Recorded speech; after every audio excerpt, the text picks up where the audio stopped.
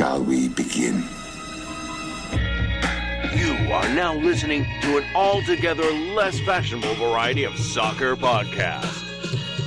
Broadcasting live from the capital city of Columbus, Ohio. Welcome to ACES Radio. I got the new wings with the Zima flavor sauce. I've given this no thought whatsoever. Hashtag probably riding cock. They're in your face. They're a little different. I think it's super cool. I love them. Jamie, ignorant slut. Hold on to your butts. Now, here are your hosts. Not Morgan Hughes. Rest. John Zadar. And Darby Snarpus.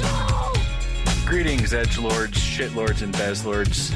You are listening to another episode of ACES Radio, the only podcast that decided to go out on episode 169. Nice. Well, guys, it's all over. The thing happened, but before we talk about the thing that happened, let's see if everybody's still alive and recovered from their hangovers and their definitely more than 4-hour erections. Brent Miller, speaking of giant erections, how are you in your bucket, my friend? Is it just filled to overflowing with your man juices these days? Nah, I'm doing pretty good, man. It's, certainly a great weekend. I have, however, decided to do a little bit more strict quarantine after being in the stadium. But it hasn't really mattered because every day has just been celebrating. So, yeah. So have you been drinking more of that fine Blanton's that you shared with us? Did you get 2 bottles of that, or did we just kill the good stuff and leave you with none? Oh no, we killed that. Yeah. That was lovely, by the way. Thank you for sharing. It is delicious. Yeah. John, how are you doing? How are the PFGs these days? Are they chafed? Are you keeping them well lubricated? Much to the chagrin of everyone at the bar, Darby, I am still fully erect. Yeah, and I have no intentions of going soft on you anytime soon. So, just keep that in mind when you see me next, probably in, June or July of next year. That is still the same erection. That's fine. I mean, they say you're supposed to call the doctor if it lasts more than 4 hours, but my understanding is that's really just a bragging thing at that point. There's no medical risk. You just need to tell a medical professional how fantastic your erection is. I actually did go ahead and I gave a doctor a call, and his name is Pete, and all I really heard on the other end was, yeah, we're champions, yeah. And then I just like disconnected. The line just cut out, so it's very weird. That's fair. Yeah, no, I mean, good for you. I'm sure Dr. Pete was also celebrating his massive. Anyway, yeah. Yeah, I've been sitting around the house just like trying to process my feelings. I feel like it took days. You just took the whole week off work, Darby?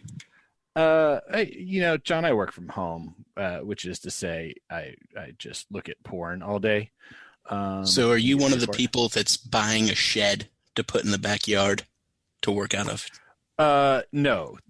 You mean those rich motherfuckers who are buying like the $30,000 tiny houses and putting them in their backyard? This is Brent's way of bragging that he finally was able to afford housing that isn't the bridge. Yeah. Well, he got the industrial size 5-gallon bucket. What can I say, John? I'm excited about it. Yeah. Yeah. No, if anybody wants one of those, there's like a rundown, beat up ass shed in the corner of the backyard. So you're welcome to come over and work with the spiders if you would like.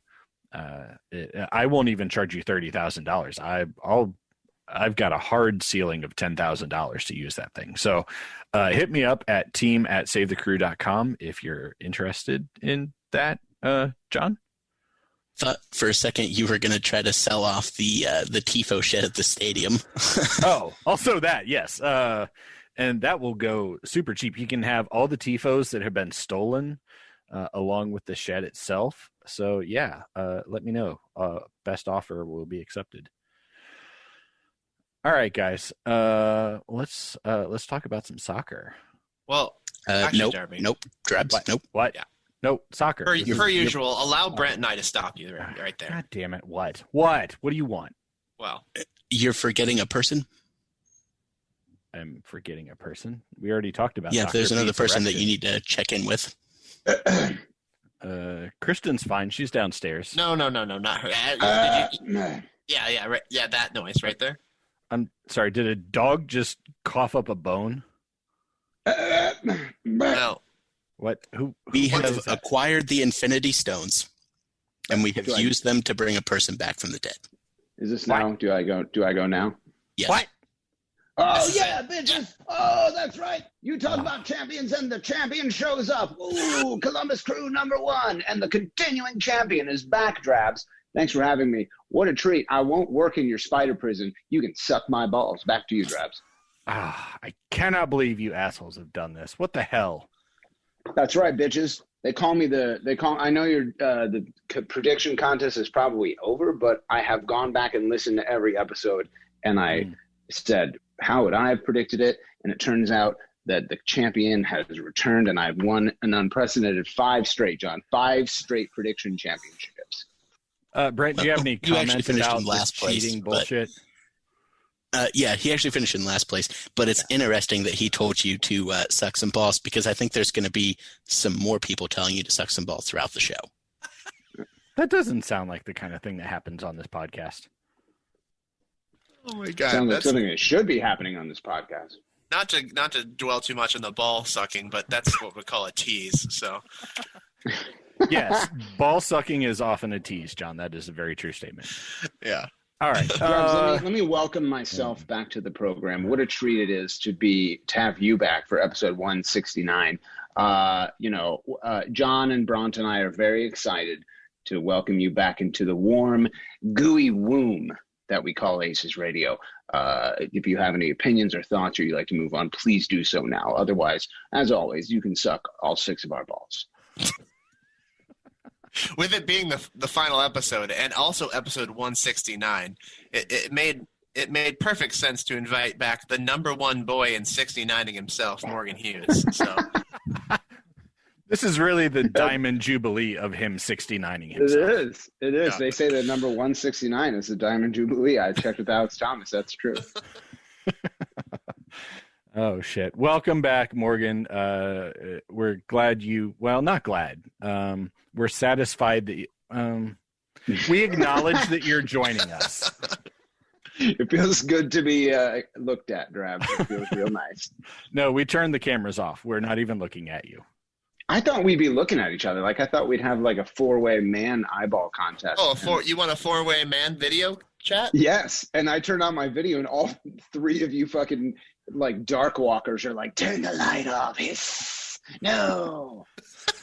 It burns. I hear, what I hear you saying is you want a quad dog jack off. Is that what's happening here? I'm looking at whatever like Zidar's screen. It just says www.xsplit.com/vcam. This is definitely his webcam. This is my account. OnlyFans account. Okay, Yeah, calm down. there it is. /vcam. It's short for video camera. /vcam. Of course. Lovely. There you go. See, now you get me. Dude, Drabs' output file is going to be so large, John. Oh my God. Oh, it'll be recording the video too, won't it? Yeah, I don't know. It may output audio only. We'll see. Who gives a shit? We'll figure it out. We can. Here. Do you want here? I'm going to turn it back off if no one else is coming on. Then I'll turn my video on, John. You know I'm a V-lad. Oh, you are. Baby. Oh, okay. That's exactly. Oh, look at that great view of your chin. Well done. Just mouth and chest. Great. Yeah. Morgan nipples. That's exactly what we need. V, baby. Fantastic. That's right. Look See at how much more enjoyable this is? Look at Darby's fucking background. Like he's just taken a string of Christmas lights and like used a stapler and done nothing with it except attach it to drywall. It's like not. It's not making like a design. What is that pattern? It's just I just like literally put a bunch of nails in the wall and wrapped it. They're the kind of little tiny lights on the copper wires, so they're just kind of like wrapped around nails at random. Yeah, that's how I roll. Brent, we're going to need you to go ahead and run over to Best Buy and pick up a camera. I'm going to go ahead and pass on that. Remember we the tried time to make Brent do that one time with that plug. Yeah. where he was gone for like 5 hours trying to find a plug for us. That was good times. He came back and he just had food and he had not shopped for the plug. Like he didn't even make an attempt.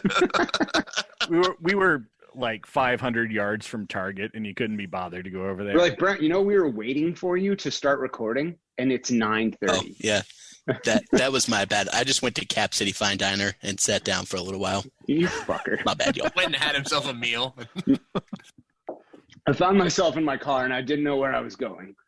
How many courses do you offer? I'll take all of them. Yeah. He's like, yeah, I want those chips with the blue cheese and Alfredo sauce. I'd like a triple order. And I'm going to eat them. Those are good, though. Oh, those are so good. Wait, there's chips that come with both blue cheese and Alfredo sauce on them? Yeah. I think they're called what is this? Maytag chips or something. Oh, yeah, dishwasher chips. Okay. They just like scrape the hot shit boy out of platter. the dishwasher and put it on the chips. Yeah. It's that stuff that collects in the bottom of the garbage disposal. And everyone who's worked in a restaurant knows what that means. That's so fucking disgusting. Maytag blue potato chips. That's what they call them. Yeah, but they're potato chips and they put blue cheese on them and then Alfredo sauce and they're amazing. They're so good. Sounds great. This has been another episode of Culinary Fine Dining Classics. with the lads. Welcome back.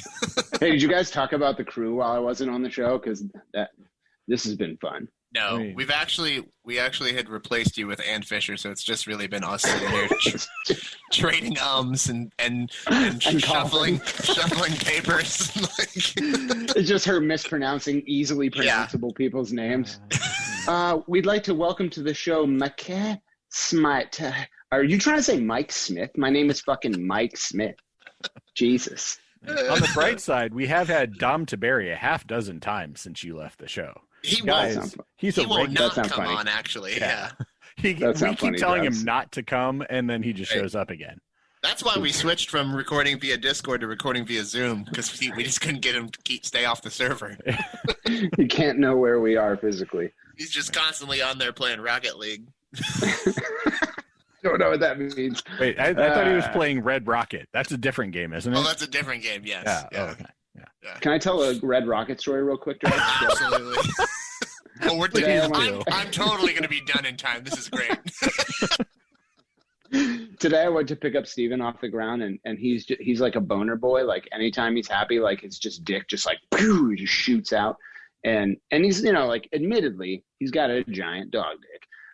So I go to pick him up, and I don't know. I must have I'll just be honest with you, John. I grabbed the shit out of his dick, and it's like a dog dick is like. I guess. I don't know, man. It's like, he's sort of spinning underneath it. Yeah. Like a baby mobile, just. And he screamed so loud, like he dog screamed, like not yelped. He was just like ah, and Pam was like, "What did you do?" I'm like, "I think I picked him up by his cock." Anyway, it was great times at the Purdy household here. Same thing happened when I picked up my dog Brent yesterday. Brent's dick is just out whenever he's happy. Whenever he's happy, yeah. You just had the Maytag fries. Oh God, we're like 15 minutes in. So far, we've talked about dicks and potato chips. Welcome to ACES Radio, everyone. Oh shit! All right, should we talk about some soccer for at least a short amount of time? Yeah, Darby, how about you pretend like you're running this? Yeah, I'm sorry, my bad. John, by now you'd think I'd be better at this, but clearly you are the top and most of the podcast lads. I'm just trying to keep up. Okay, MLS Cup. That was a thing that actually happened. Thank you for putting chopsticks in your nose on camera. Well done. I need to be looking at the screen. That was classic, John. That was classic. Oh my God. How do we upload a video?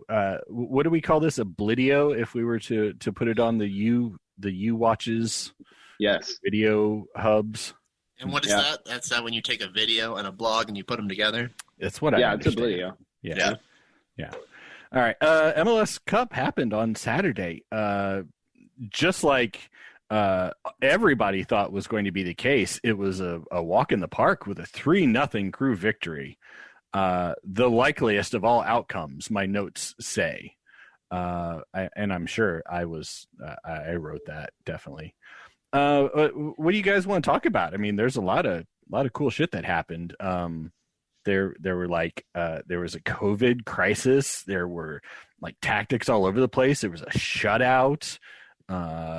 Lucas just like unleashed his massive dong and whipped the entire Sounders roster with it. Morgan, since you're our first ever guest on this podcast, what were your thoughts on the game? What a treat, Drabs, it is to be guest number one. No, I mean, there's, like you said, there's so many storylines, and I think all of the worthy ones, from my perspective, because I don't know if you know this, I'm more of a basketball guy. Like, I don't really even like soccer. Are all of the off the field, redemption type stories. And I think the one thing I'll always remember about Saturday was, before I got so drunk that I stopped having memories, was thinking, looking at the starting 11 and going, all of these guys, every single one of them, from Aloy up to Jossie and every position in between, are 90 minutes away from being crew legends for the rest of their lives. And I wish that so hard for all of them, especially a guy like Josh Williams. And I don't want to be the GCG bag, slobbering on Josh's boner boy, but here we are. Josh Williams has been with this team for 4 MLS lifetimes. And for him to have grown up a crew fan, for him to, I remember talking to him in between last season and this season, and it wasn't, I don't think it had come out that he had been re-signed yet, or maybe it was the end of last season, but he was really hoping that he would get a chance to come back. And for him to be, what he admitted was just a backup to Vito Wormhor, who's the future of the position, to have to step into that role and then to be starting MLS Cup after everything he's gone through with this organization. And to be cemented in the crew lore forever is just such a fucking cool story. It is something that warms your heart as a crew fan, and it's something that I don't know that I've wrapped my head around yet. That's where I'm at. And put together one of the best overall playoff performances by a crew player in some time, beginning to end in the playoffs. He stepped back into that role and just fucking bossed it for sure. Yeah, and when you're in the league for as long as Josh has been in the league, you have what is known as a veterans minimum. So you're the amount of money you're making is not insignificant up against the cap, and it takes a lot for an organization to invest in a backup defender who's making veterans minimum like Josh. And good, sweet monkey balls did it pay off. And I'm not sure that previous ownership would have made that investment. Props to Bez and props to everyone who had a hand in bringing a legend like Josh Williams back. It was worth it. For sure. So, Brent, I'm going to save you for last because you're going to have a little bit of a different perspective than the rest of us. John, what were you going through as the game was going on? What were your perspectives as literally the best possible outcome was taking place? Yeah, man. I mean, I was just super emotional, I think, the entire game. And it was about halftime that, I was starting to, kind of feel overwhelmed by the moment. But I, made a conscious effort to stop myself because I really didn't want to get my hopes up. And I knew that they had literally just come back from a 2-0 scoreline a week ago, and it wasn't until that third goal at the end there, where I was okay, that's in, this is over. I can feel this, I can enjoy this. I can cry, I can cheer, I can hug. Because I hugged people. I decided that I didn't fucking care. I was hugging the people that I was near, as much as felt okay. But I just needed that in that moment. And yeah, I think it was just a managing of emotions for me the entire evening, because I had spent the whole week honestly trying not to think about it, because I was I can't spend this whole week dwelling on this and feeling nervous. And then, leading up to it that day was when I had really started to think about it. And then I had done that New York Times interview the day or so prior, which kind of forced me into the mindset. And I really started to get physically ill with nerves. I remember reading that and going oh shit, because I felt I was doing the same thing you were, John. Like, especially after Nagbe and Santos. I mean, like, I think you saw my fucking existential crisis I was having on Twitter, but like, I was like full of dread. I don't want to, and I saw that New York Times article. I'm like, oh, Zidar's dealing with emotions. Jesus Christ. Here we go. I guess he's engaged. Yes, this is Pam. This is my child. Oh my gosh. My favorite Hugheses are here. Oh. Yeah. Finally, the true contributors have arrived. Look how big she is. She's so cute. She's huge. She's gonna be like 1 year old before I even get to hold her. Yeah. Look how bald she is. Unfucking fair. Rude. Yeah. First of all, some of the most attractive people in this video call are bald. Thank you very much.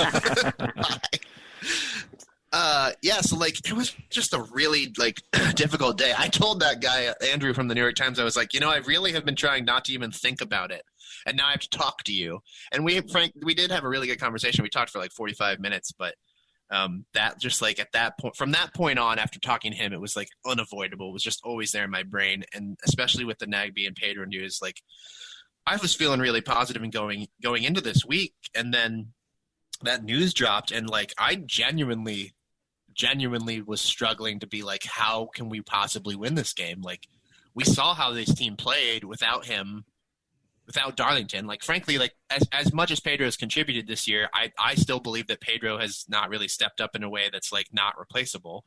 But Nagbe's just like he's a factor above Pedro and you can't get that from anybody else on this roster. And so I was just very nervous. So it was a whirlwind of emotions that whole day for me. What about you two? Like, especially you two, like, I have to assume the answer is yes, but were you guys like the dread that was kind of like omnipresent in your life? Did any of that have to do with the fact that like we're also 90 minutes away from having lost 2 home MLS Cup finals to fucking Cascadian teams? And like, I'm not sure that I could have lived in a world that I had to watch the Seattle Sounders win a goddamn MLS Cup at Mafre Stadium. Yeah, it was so for me, matching up against Seattle was both the best and worst case scenario. Yep. Because getting a win against Seattle is one of the most gratifying and satisfying things you can do. But of course the other alternative is losing to them at home and just having your fucking heart ripped out of your chest. So yeah, it was, and when that news came out, like John said, we've been told all season that Nagbe is the engine that runs this team, and we've seen what he's capable of and the way that he maintains possession in a way that makes other people look fucking stupid when they try and take the ball from him. But I'm kind of mixing the notes here, but God damn it, Caleb Porter put together a good game plan. He might actually be a good coach because he figured out on pretty short notice how to completely alter how the team played and just make Seattle look like they had no clue what they were doing. They had no idea what to expect in this. I think as soon as they saw that high line, that high press that the crew they're putting out there, they were just like, Jesus Christ, we didn't practice for this. Like we didn't even think about this. Yeah. I can't believe they're doing this. They had no way of knowing. So, Brent, what did it look like? You were the one amongst us who went to the stadium. Like, what did the game seem like from the real and live and in-person perspective? I can't imagine that it was much different than the thoughts that would have been going through your guys' heads. I mean, from the whistle, we were even texting about it, like, felt sick, like nervous. But then to come out in the first 2.5 minutes, I think, there was that play from Aiden Morris, who was the one spot that kind of worried me a little bit. Not because Aiden Morris is bad or anything, because we certainly knew that he wasn't, but because this is a big moment from a guy that doesn't have a ton of experience yet. But then there was a play like 2.5 minutes in, where one of Seattle's players got the ball and Aiden Morris was kind of charging at him to try to make a tackle. And you could tell it was going to be one of those things where if he kept going for it, it was going to be called a foul and potentially even a yellow card because it was just heading for a dangerous collision. And he knew enough to back off. Like, he settled down, made the smart play and got himself in a good position. It was just like, okay, this kid is up for this game. It's game on. This is going to be fun. Yeah. Or he's too young to know that he should be nervous like that, you know? Yeah, for whatever reason, he was just ready for this game. And to his credit, all season long, he looked good. He looked confident. He didn't play like a rookie who has no idea what's going on. And maybe that's the benefit of ongoing development in U.S. soccer is that, you know, they can do things like they're playing in college. They're playing in, you know, youth leagues where they have big time tournaments. So they're not entirely foreign to the concept of big games and big moments. But yeah, he played like he deserved to be there. That was fantastic to see. I mean, if you look at the stat sheet in this game, this looks like a game that, like, if you didn't look at the scoreline, you'd think we lost badly. 68% passing accuracy, 35% possession, 24 clearances. But that, in watching the game, and Brent, that's why I asked about the in-person perspective. It's a game that didn't look like the stat sheet. Like, I felt that the Crew dominated that game pretty much throughout. There was a wild first 15 minutes or so where it was a lot of back and forth, but then it feels like it settled into a way that Columbus seemed like they were in control, even though the numbers don't necessarily play that out. Oh, for sure. I remember looking at my phone at halftime and seeing somebody tweet out the possession stats, which I think ended up being pretty similar to the overall stats, which was like 65-35 or 60-30, something like that for the first half. And it was just like, Seattle outpossessed us there? It didn't feel that way at all. I had no idea. Possession was 60-30 in the first half. It's crazy. Yeah, like that's the sort of thing where it's not even up. It's not even 100. So I mean, like that shows you how crazy it actually is. Dude, do you not remember the 5-minute period where the ball just sat untouched at midfield? Everybody's like, no, I didn't touch it. Wasn't me. The camera line. The game, the Harlem Globetrotters came on and were just like, do. So that spider web thing that the camera goes back and forth on, and the refs all combined for an extra 10% possession. Yeah, I haven't actually looked at the stats for this game. It just wasn't even something I thought to do because every day I just wake up and I play the highlights and I enjoy that, and then I do that again before I go to sleep. But I'm surprised to hear that the stats are the way that they are because honestly I felt like we were in such good control and we were just on the front foot the whole time that it never even occurred to me that the stats might tell like the opposite story. Like it felt very dominant and one-sided to me. I mean, hell, you guys remember doing shows in 2016 mostly, where, you know, they were playing Berhalter ball and that was, you know, the year of the 4 Columbus jerseys, and we would just dominate possession and lose 4-2, 4-1. And we'd be like, okay, well, we outshot him, we outcrossed him, we outpossessed him, we outpassed him. We were more accurate. All of these metrics say, remember, this was the era of business metrics. All of these metrics say we should have won this game, but it was clear watching the actual video that it was, you know, a completely different story. And like Brent said, like you said, John, that was a dominating performance. The Crew were, I mean, yeah, Seattle had their opportunities, but they're the Western Conference champions. They're going to, especially when you're playing a team like Columbus that can't fucking defend on set pieces to save their goddamn lives.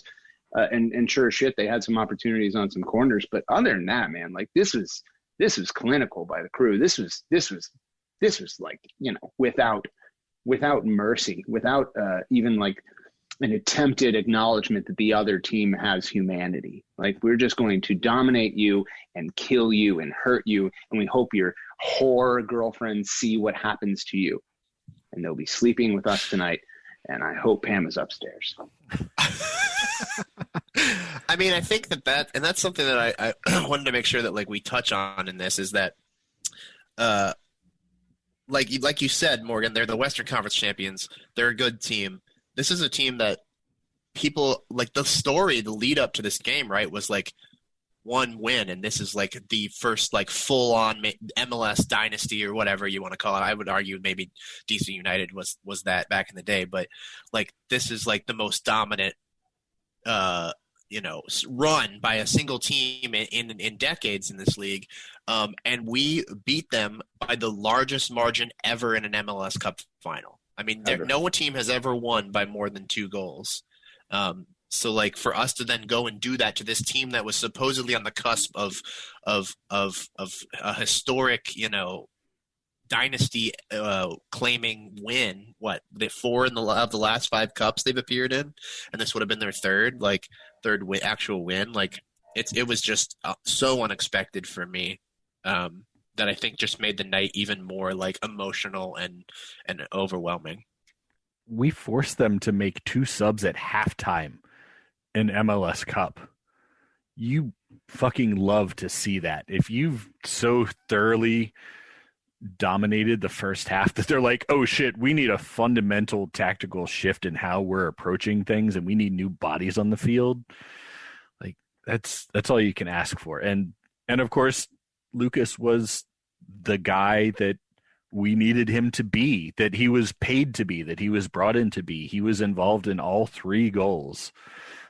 Talk about his performance, because I'm getting erect again just thinking about it, and I'm going to need a moment.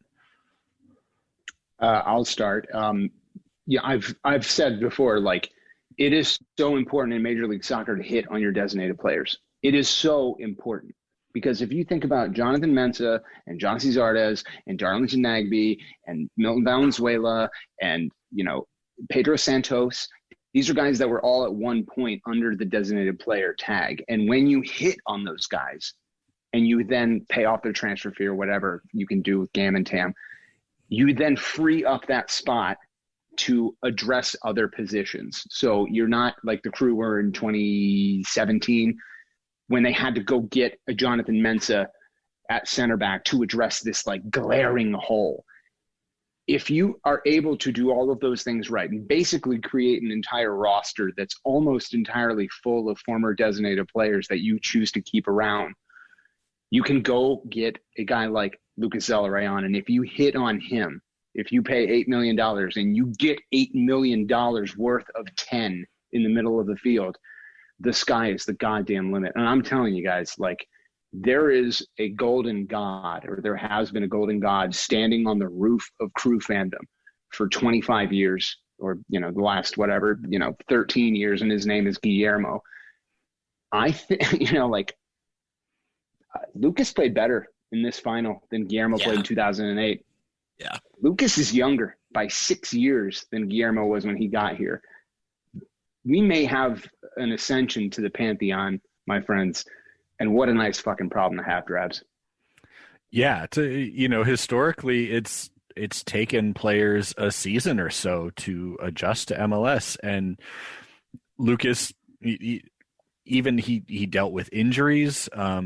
He's still adjusting. Yeah, he's the team got him a sports psychologist to help adjust to the culture and everything, and like he did this, and he's not fully acclimated yet. It feels like the sky is the limit with this position and this player. Like, we could have a lot of years of some really cool shit going on with him. Brent, what was the sexiest goal? I would posit that all 3 of them were just beautiful works. But which one did you like best? We go now to noted sex expert Bront. Right. Dude, the best goal had to be that third one, that last one from Zelarayan. The placement in that upper left-hand corner was just, it couldn't have been any better than it was. That was just, I see that in my dreams at night. That was a beautiful freaking goal. You can't argue too. Yeah. John, what was your favorite goal? I think, honestly, the thing that, they're all 3 just so enjoyable, right? But I think the one that I think really cements the intelligence and the skill of Lucas is the second one, right? There are a lot of top tier players that would have tried to crank that shot, even given the circumstances of like him kind of being dribbling horizontally towards the box, not really aimed at the goal. But like a guy like that, you wouldn't have faulted him if he had taken the shot. But to have the awareness to not only like see that Derek is over there and wide open, but also to like play a pass that is like perfectly weighted to allow him to take the shot first time, which really is how he needs to take it if he's going to score that goal. I think just like really says a lot for me about how good he is. Morgan, what was your most bonerific goal? It was the second goal for sure. John's absolutely right. Like, to me, of course, the first goal is you're in the driver's seat, but the car isn't quite moving yet, man. You know, you have the ability to start the engine and to get it moving. That second goal, you're on the freeway, and your destination is another star above the badge. And what a fucking cool, calm, and collected finish by Derek Etienne Jr. I mean, yeah, you can weigh the ball perfectly, and Zelarayan certainly did. But I remember saying to some other drunken crew fan in the parking lot when he did that, like, that's a training ground finish. That's something you practice every day, every step of your soccer career, from fucking Kiwanis soccer to Major League Soccer. And he executed it perfectly. And I mean, from there, it was like, you know, yeah, you came back from 2-0 against Minnesota, but this isn't Minnesota, bitch. I don't see any loons flying around. This is Columbus. They're called buzzards. Back to you, Drabs. Yeah. Nobody can see it, but Morgan just toasted us with his lovely stemless wine glass. Right. He appears to be drinking a red this evening. We can't, like, Pam can't invite people over for, like, red whiskey? Yeah. Like, without buying, like, 48 pieces of glassware. So I have, from one wine party. Wait, she buys new cups every time someone visits? John, you were at this party where we had like the wine tasting, you know. Yeah, I've like, been at a few of those. Yeah. You guys play that stupid game where you guess which wine is cheap or whatever? Exactly. Yeah. And we got like probably 96 glasses like this. And she's like, well, I just thought some of them would break. Like, in the span of how many fucking decades? So every night I pour a glass of wine. I using a different glass. And I break it against the wall.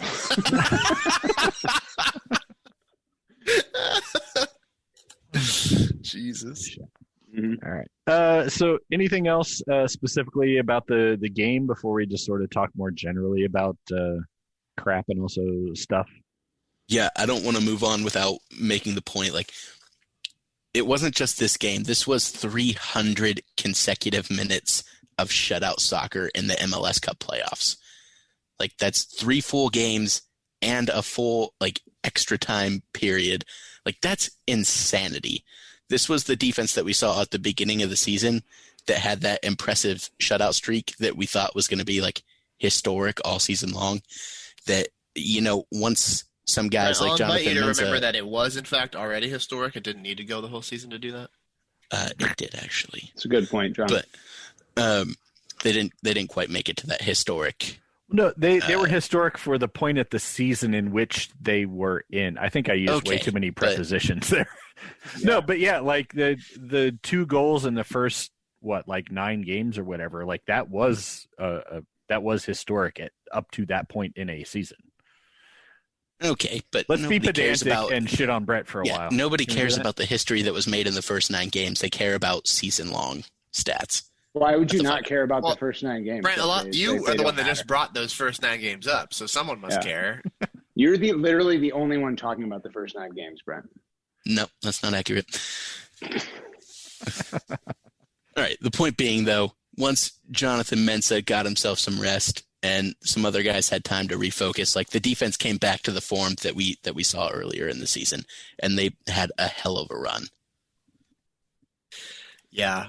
There are so many good stories, I feel like, on this team. I mean, we talked about Josh Williams. You mentioned Jonathan Mensah just now, who, like, it's been revealed in the last couple of weeks that he's literally been without his wife and family this entire season because they're back in Ghana. I assume probably due to, like, just the COVID keeping them over there and them not being, it's not being safe to travel or whatever. But regardless of the reasons, like, that is insane.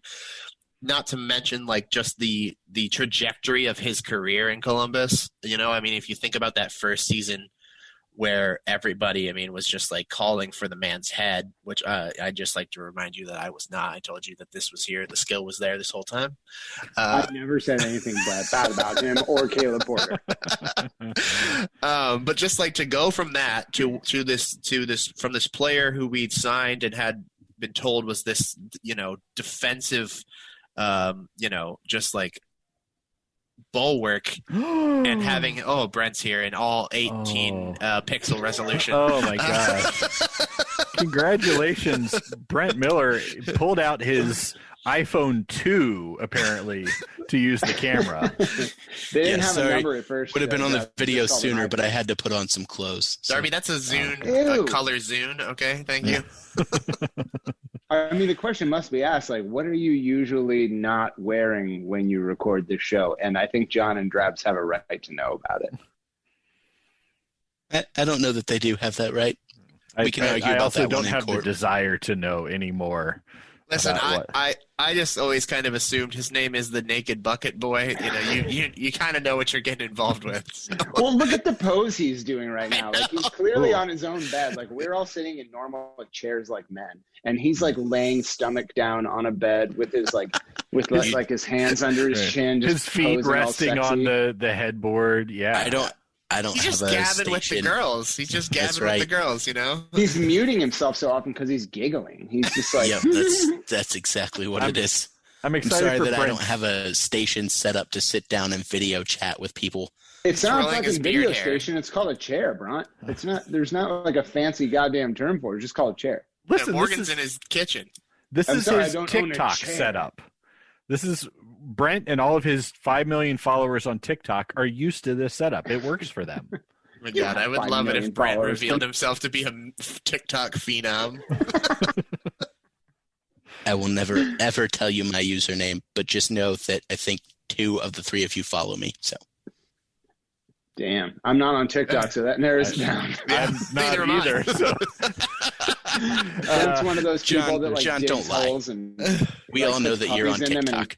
Dramatically saves them. He's like the magic savior, finds puppies in holes in Asia guy.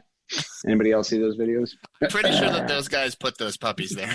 Yeah, they do. And then they go rescue them. Yes.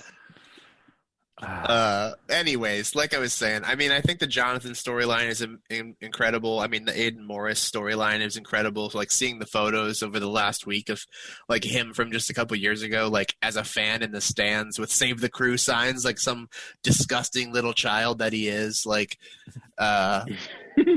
like, and it's just really cool. It's really cool. The Nagby storyline of him coming back here to Ohio and reuniting with his coach that he won college championship with. Like, there's just a lot of really good storylines, and I just feel like this, like, obviously for the most part, when you're a fan of a team, you just kind of love all the players, right? Like, you're a fan, like they're your guys. They're typically all good guys, right? Like, it's rare that an Andres Mendoza or somebody like that comes along and is just like a shitbag that you just can't really stand. But like, this whole fucking roster is just so damn lovable, like, I mean, it's just really fucking fun and really nice to see. Let's not forget about Derek Etienne. I mean, this was a guy, I think we touched on it last week. Like, he couldn't get minutes with the worst team in the league last season, and now he's starting MLS Cup and scoring a goal. Not only could he not get minutes, that team, it's the worst in the league ever, was like, he's not even good enough to keep on the roster. We'll just let him go for free. And he started and scored in an MLS Cup final. Yeah. Yeah, you look at every position, and there are great stories. And you look at our fan base, and there are great stories. And, I obviously... We can't not touch on the Save the Crew aspect of all of this, right? That in basically 2 years, we go from not being certain we're going to have a team to getting a second star on the jersey. How fucking surreal does that feel? Like, we were just hoping to have a team. Like, even a cellar-dwelling, shitty-ass, dysfunctional team, because it would be our team. And instead, we got to see that. We got to be a part of that. In the the final opportunity that Mafre Stadium will have to host an MLS Cup, it did, and it saw a resounding victory. Like, Hollywood turns this story away for being too perfect, right? Like, how does this happen? Mm-hmm. Yeah, I mean, and let it not be said, let it not go unsaid that we also had the opportunity to cheer for a shitty cellar-dwelling team last year. We got both drabs. That's true. We went from the lowest of lows to the highest of highs. Yeah, that 15-game streak last year, we were 1-13-1. I mean, to go from that to this, that's really the redemption story. Is they got management, coaching staff, got this group to go from 1-13-1 in the middle of last summer to finishing pretty goddamn strong over the last 10 games. And without that, I'm not sure that they go into this season believing that the mountaintop was the destination. Maybe they said it, but I don't know if they would have believed it. So I think the redemption story, yeah, save the crew, blah, blah, blah. We've talked about that 100,000 times. For me, the save the crew thing that I experienced on Saturday was being with as many save the crew people as possible. That was the real special moment when it comes to STC. But Jesus Christ, last year we were 1-13-1 and the roof was caving in. We finished that season strong. We start with a purpose this year. And I mean, it's one thing to say that the MLS Cup is our goal. It's another thing to do it. And I mean, a lot of you motherfuckers on this goddamn podcast have said a lot of bad things about Caleb Porter. And I just think that you all have a lot of crow to eat. I love the rose-colored glasses that you look back on history with, Morgan. Yeah, that's right. I respect that. It's rose-colored glasses. Yeah. You know, John, Morgan accidentally, I assume, makes a good point. Thank you very much. I assumed that Bez and company were building towards having a strongly contending team next year. That they were going to put together, like, this was a stepping stone season, and next year was going to be where they, really went like balls to the wall, new stadium, make the splashy signings and that sort of stuff. Turns out they've just even quietly, said as much. Yeah, they just quietly made a fantastic fucking team, and they deserve a ton of credit for it. Thank you, Darby. Is there a question there? That was a Joe Scarborough question. Yeah, I just wanted to talk, John, and then I wanted to say your name so that you felt involved in this podcast. Yeah, I mean, I think that was the trajectory I thought we were on, right? Like, I told the New York Times guy this when I was talking to him too. I said, I don't think if you had asked anyone earlier in the year if they thought that this was the season that everyone was targeting as the season to get to the cup, let alone then go on and win it. It feels backwards, right? Like, it feels like the progression is save the crew happens, the new ownership, they start building this roster, they build the new stadium, we get to open the new stadium, then we win MLS Cup, either at home at the new stadium or as the icing on the cake away from home of a season where we opened our second soccer specific stadium. Like, it just feels a little backwards, and I think that's part of what's so exciting to me is like. And like Morgan said, like I honestly hadn't really even thought too much about last season, but to think back now and go like, I wonder, I don't even know how many times in MLS history, if ever, has a team gone from being bottom 5, not making the playoffs, to winning the MLS Cup the next season. I can't imagine there's many other examples of that, if any. Not in the era where there's 28 teams, certainly. Right. Yeah. Like, so it's just like it feels like we skipped a few steps, and it feels great. And like I just looked it up kind of while you guys were talking because I was curious. Like this team is going to get better, right? Like we know that the moves that Bez and Onstad and Porter have been making, and Dr. Pete teased it earlier today. I think I saw on Twitter that there's irons in the fire. They're working on some stuff. We've got DP spots opening. We've got international spots opening. Like there are going to be additions that are not just roster filling additions. They're going to be genuine upgrades to this roster. People are going to be having their positions as starters challenged. And I looked, and 6 of the 11 guys on this roster that started Actually, 7 if you count if you raise the cap. I was going to say 6 of them are 28 years or younger. 7 of them are under 30 if you raise it to 30. Giassi's 29 years old. So like, and then you've got, I mean, and even goes beyond that. You know, Morris is 19. Diaz and Valenzuela are 22. Artur's 24. Etienne's 24. Like, the bulk of this roster right now is very young and very talented and could be very dominant for years, assuming that we can keep a lot of these pieces, you know. I mean, your oldest guy is Harrison Awful at 34, and so the defense is the oldest part of the team. But even he, obviously, like, we had been bitching about him for like a month or two, and the playoffs, you know, I don't know what happened to old man Harry, but he's gone, and the young Dynamo, who used to play right back for us a year or so ago, is suddenly back and killing it, and delivers just like this. Just like sublime cross for that first goal, just insane, out of nowhere, just right to where it needs to be. Like, even he turned it up in the playoffs. So it's very exciting, I think, what we have to look forward to now that we've reached what you said, like the mountaintop. But oh, look, there's another mountaintop over there. Let's go get that one too. Like, yeah, I'm ready to collect all the fucking stars at this point. Let's fucking go. It's exciting as shit. I mean, so of course, the flip side to all of this team building and winning MLS Cup, and especially in this weird and fucked up COVID season, is that you instantly have to hit the switch and start making roster moves right away. And the MLS Cup participants in particular basically have no time to turn around. Just to quickly run through that, lots of people out of contract, including Tarbell, Mokhtar, Alashe, Hamilton, and Namath all had their options declined with no mention of new contracts. Adi, Francis, Boateng, and Jimenez are out of contract, but apparently are in discussion for new deals. Options were exercised for Eloy Room, Awful, Grant Lillard. Thank God. I was worried we weren't going to see him again. Valenzuela, Josh Williams, Pedro, Etienne, and Miguel Berry. So a lot of things already starting to happen. Brent, would you like to discuss the rumor mill here and all of the dark discussions that have come up since then? Sure.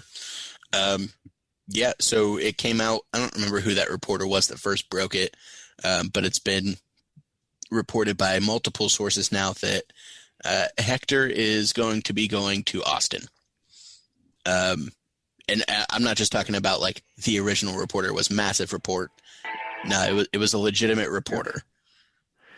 Morgan's trying to do the X-Files drop on his we caught like just a tiny It's going about as well as you might expect. It's like the microphone hears it and then goes, no, that's not a human voice. Let's turn that off. Like, don't want that.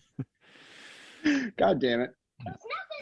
So, I mean, like, what are your guys' thoughts about that? Like, we're talking about potentially re-signing him, so are we then selling him to them?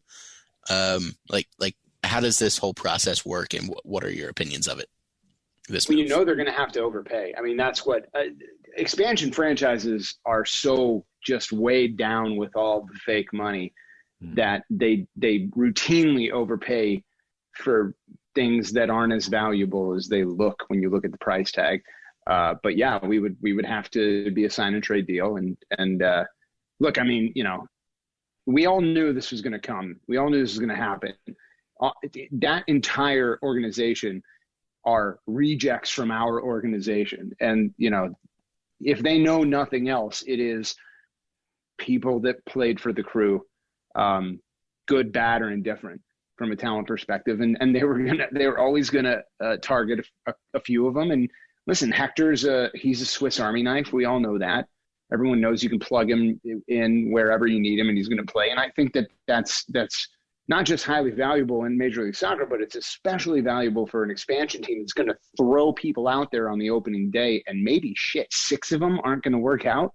And you're all of a sudden going to have holes to fill. And a guy like Hector, you might pay $250,000 for him, but he's probably going to be worth double that if he can play 6 different positions.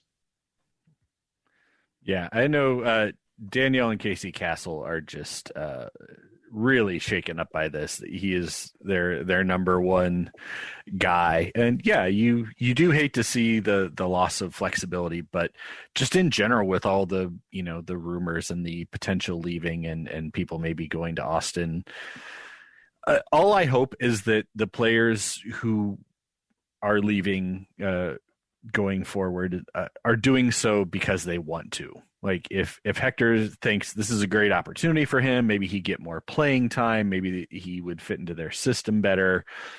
Maybe he just, I don't know, fucking likes the city of Austin, whatever. More power to them if it's their choice and they want to go. I would hate for somebody who likes Columbus to be shipped to Austin because that seems particularly cruel, but it's the way business works. Some people are leaving for money, just better opportunities, and you can't be mad about it. And there are a lot of former Crew players out there that are out of contract. Will Trapp jumps to mind, even though he's been linked to Minnesota. Federico Higuain's out of contract. Alex Cronales out there, like we talked about. Hector. There are people out there that are near and dear to our hearts as Crew fans, and some of them might be wearing bright verde next year, Drabs. And this is, listen, the base word is fanatic that we get fan from, so we understand that sometimes we're a little out of control with our emotions, but remember that these guys are professionals and this is how they make their money and this is their career, and their career window is sometimes like 3 years. So if these guys can extend their careers by any stretch of the imagination, a year, 2 years, 3 years, more power to them, because they deserve to. They've worked their balls off since they were little kids and they're living their dream. And I'm not, Justin Merrim wants to slum it up in Salt Lake City and look like, an idiot out there, falling all over the place, playing for a team, a bunch of Mormons in the stands, not making the playoffs. Like, that's his cross to bear, both literally and figuratively. Yeah. Back to the Drabs. Yeah. And, Hector's got a baby now. And as Morgan can attest to, having a baby ruins your life. It means you have to make shitty ass decisions where you have to care about another human being other than yourself, which is the dumbest idea ever. But it's ego death. It's like taking it's like getting a shot, and then the only thing in that shot is ego death and just courses through your veins, Drabs. And you don't stop caring about the things that you used to care about. You just stop doing them. That's fair. Another glass of wine. Yeah, and as Morgan mentioned, Will and Pipa are out there. They are available. They were not taken in the expansion draft. A lot of people were kind of nervous when the expansion draft list came out and they saw those names. But nothing came of that. So, Brent, you can calm down now. It'll be okay. Brent appears to have actually fallen asleep. I can't really tell.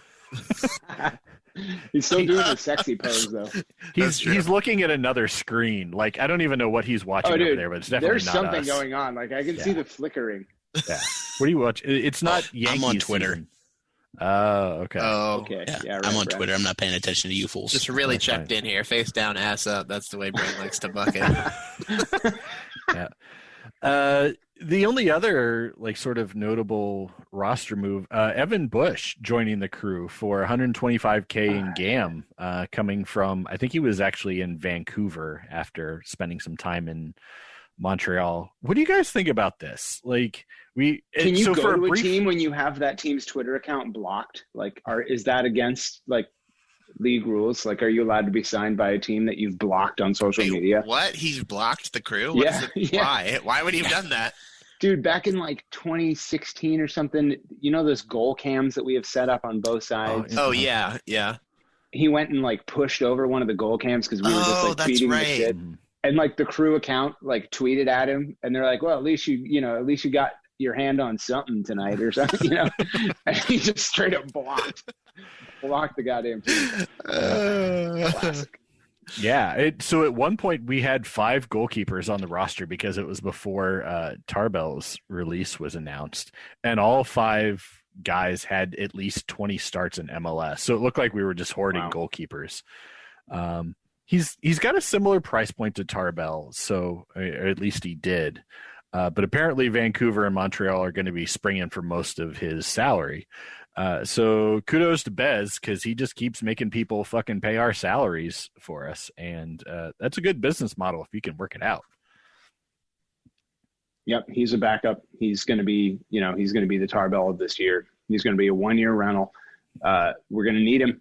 Aloy Room Placers national team. There's going to be a lot of that coming up in the summer. We're in multiple competitions, not just the Open Cup, not just regular season, but you got the Campeones Cup that we have to play. And even though it's a 1-game off situation, but Champions League, who knows what else. So the guy's going to get work. I don't know if we exercise the option on Lamson, and I believe Kempen's still under contract. So there's your 4 going into 2021. Yeah, I think Lamson is still he wasn't mentioned under any of the other categories, so I think he's just under contract currently. And of course, Matt Lamson's going to be called up for the World Cup of donut eating here in the near future, so he's going to be missing some time as well. That guy loves himself some donuts on a Connor Casey level, and I'm very here for it. He did confirm on T-Bone's little Zoom chat after the game, or the next day, that he did eat some donuts out of the cup. So that was a thing. Fantastic. You'll have to see it. Did he specify what flavor variety of donuts they were?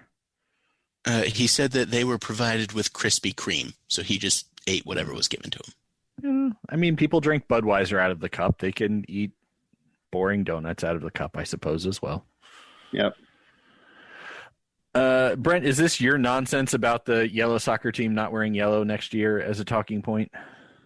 Yeah, it is. You rumor monger, you and Tony Galifo are out there spreading this nonsense. It's not just Tony. Like, this is coming from multiple legitimate sources. From Nate Beckman again? Because this is not a Nate Beckman thing. This is not a massive report thing. Like, there are multiple legitimate sources on this that said there will not be a yellow jersey next year. Morgan, you're connected. You're in the front office. Please don't actually Have you heard this? Tell him that he's connected. Don't do that. Thank you. Thank you so much. I mean, like, I haven't not heard that. I don't think anyone knows for sure unless you work for the crew, which I definitely don't. But Morgan, are you having a spastic twitch? Your left eye was doing a thing right there. Some might call it winking. No, I definitely don't work for the crew, Drabs. But no, I think that we've all heard the same rumors that, there's going to be, if not a full rebrand, a little tweak to our branding and maybe yellow. I have no idea. I'm speculating based on probably the same big soccer bullshit that you've all seen, that yellow is maybe possibly going to become an accent color. I don't think yellow is going to go away for good or forever, but I think you might see a different dominant color. And I mean, like, here's the way Pam and I were talking about this last night. Here's the way I think the crew are going to handle it. Let's go ahead and bring her back in here. We'd rather hear her take on it. She's dead, John. She's cleaning up broken wine glasses. I think that we're opening a new stadium in the middle of the season in July or whatever. If the crew are going to rebrand in any way, shape, or form, wouldn't you think that they would hold off to do that until the new stadium opens so they can do with as much of fanfare and fireworks as they possibly can? Which would mean we would play a lot of games on the road and a few games at Moffrey. And I would think that you would see the same yellow jersey from this year and the same black jersey from this year at the beginning of the season. And if they were to somehow rebrand or tweak the brand a little bit, you would probably see that when they open the new stadium. And again, I base that off of no insider information. I'm the child father now. I'm not the insider. I don't have meetings with Daddy Beaks anymore. No one ever called you the insider.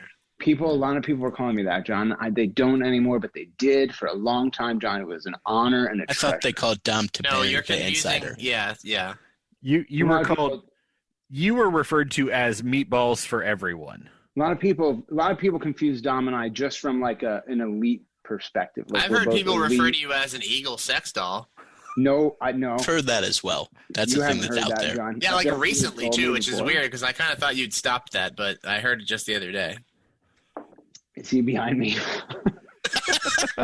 Yeah, I came over and I let him into your house. Dude, that episode of ACES Radio last season where he was just standing on my porch and he thought that I'd get some sort of like video alert from Ring. Don't think I've forgotten about that. That was my idea. My bad. Yeah.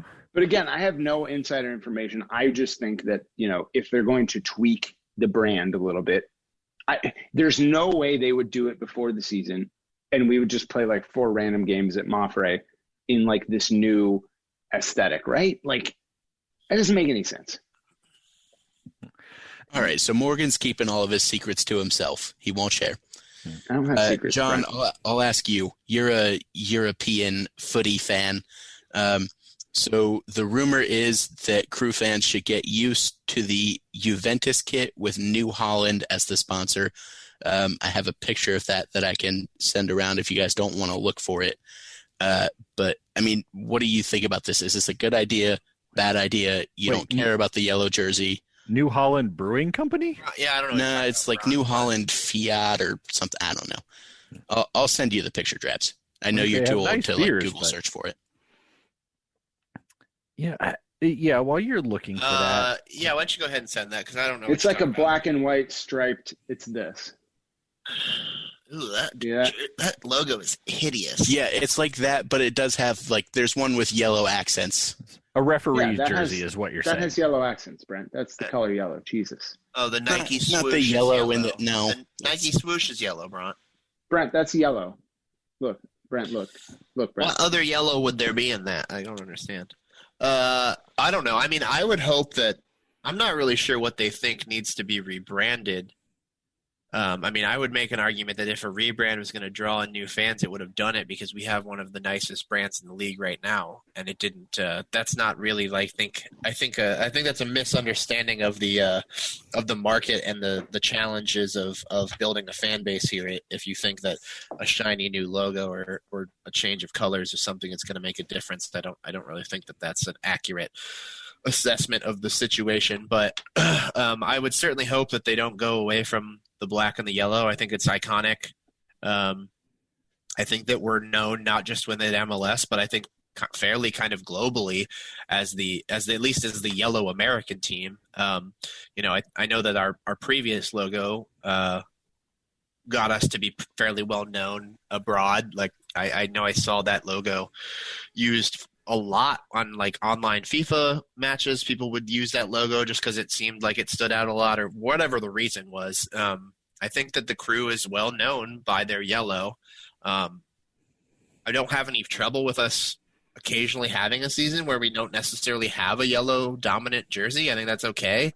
I think people who've been around for a long time would know that there was a number of seasons in the first few years where we didn't have a yellow jersey. I think I want to say something like the 3 of the first 5 or 6 years of the Crew's existence, there was not a yellow dominant jersey.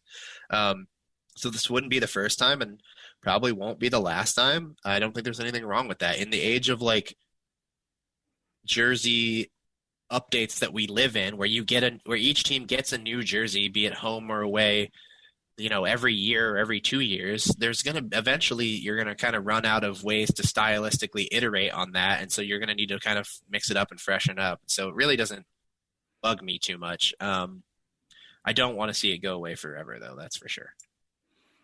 Yeah, I think, if what we're talking about is a season where we have a black jersey and then we have a black and white jersey, that feels stupid and boring.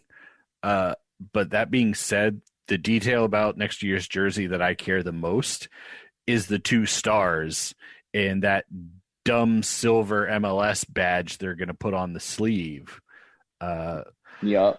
That the team is going to sell a nice amount of jerseys next season, even if it looks like Steve vomited all over them, and then Morgan red rocketed him to completion on the chest. So you mean my dog Steven? Yeah. Yes. Oh. I mean, probably, unless there's maybe Steve Weiss. Yes, that's what I thought he meant too. I was like, so Steve Lyons is going to vomit on it, and then Morgan's going to masturbate his dog onto the vomit? Like, I don't understand. I was willing to see this out, Drabs, but now that I know you're talking about my dog, I'm not. Yeah, that's what you get for naming your dog after people in the Crew front office, Morgan. A lot of confusion. People are going to freak out regardless. I mean, people freak out when we have 2 good jerseys that are just like historically, I don't know, consistent.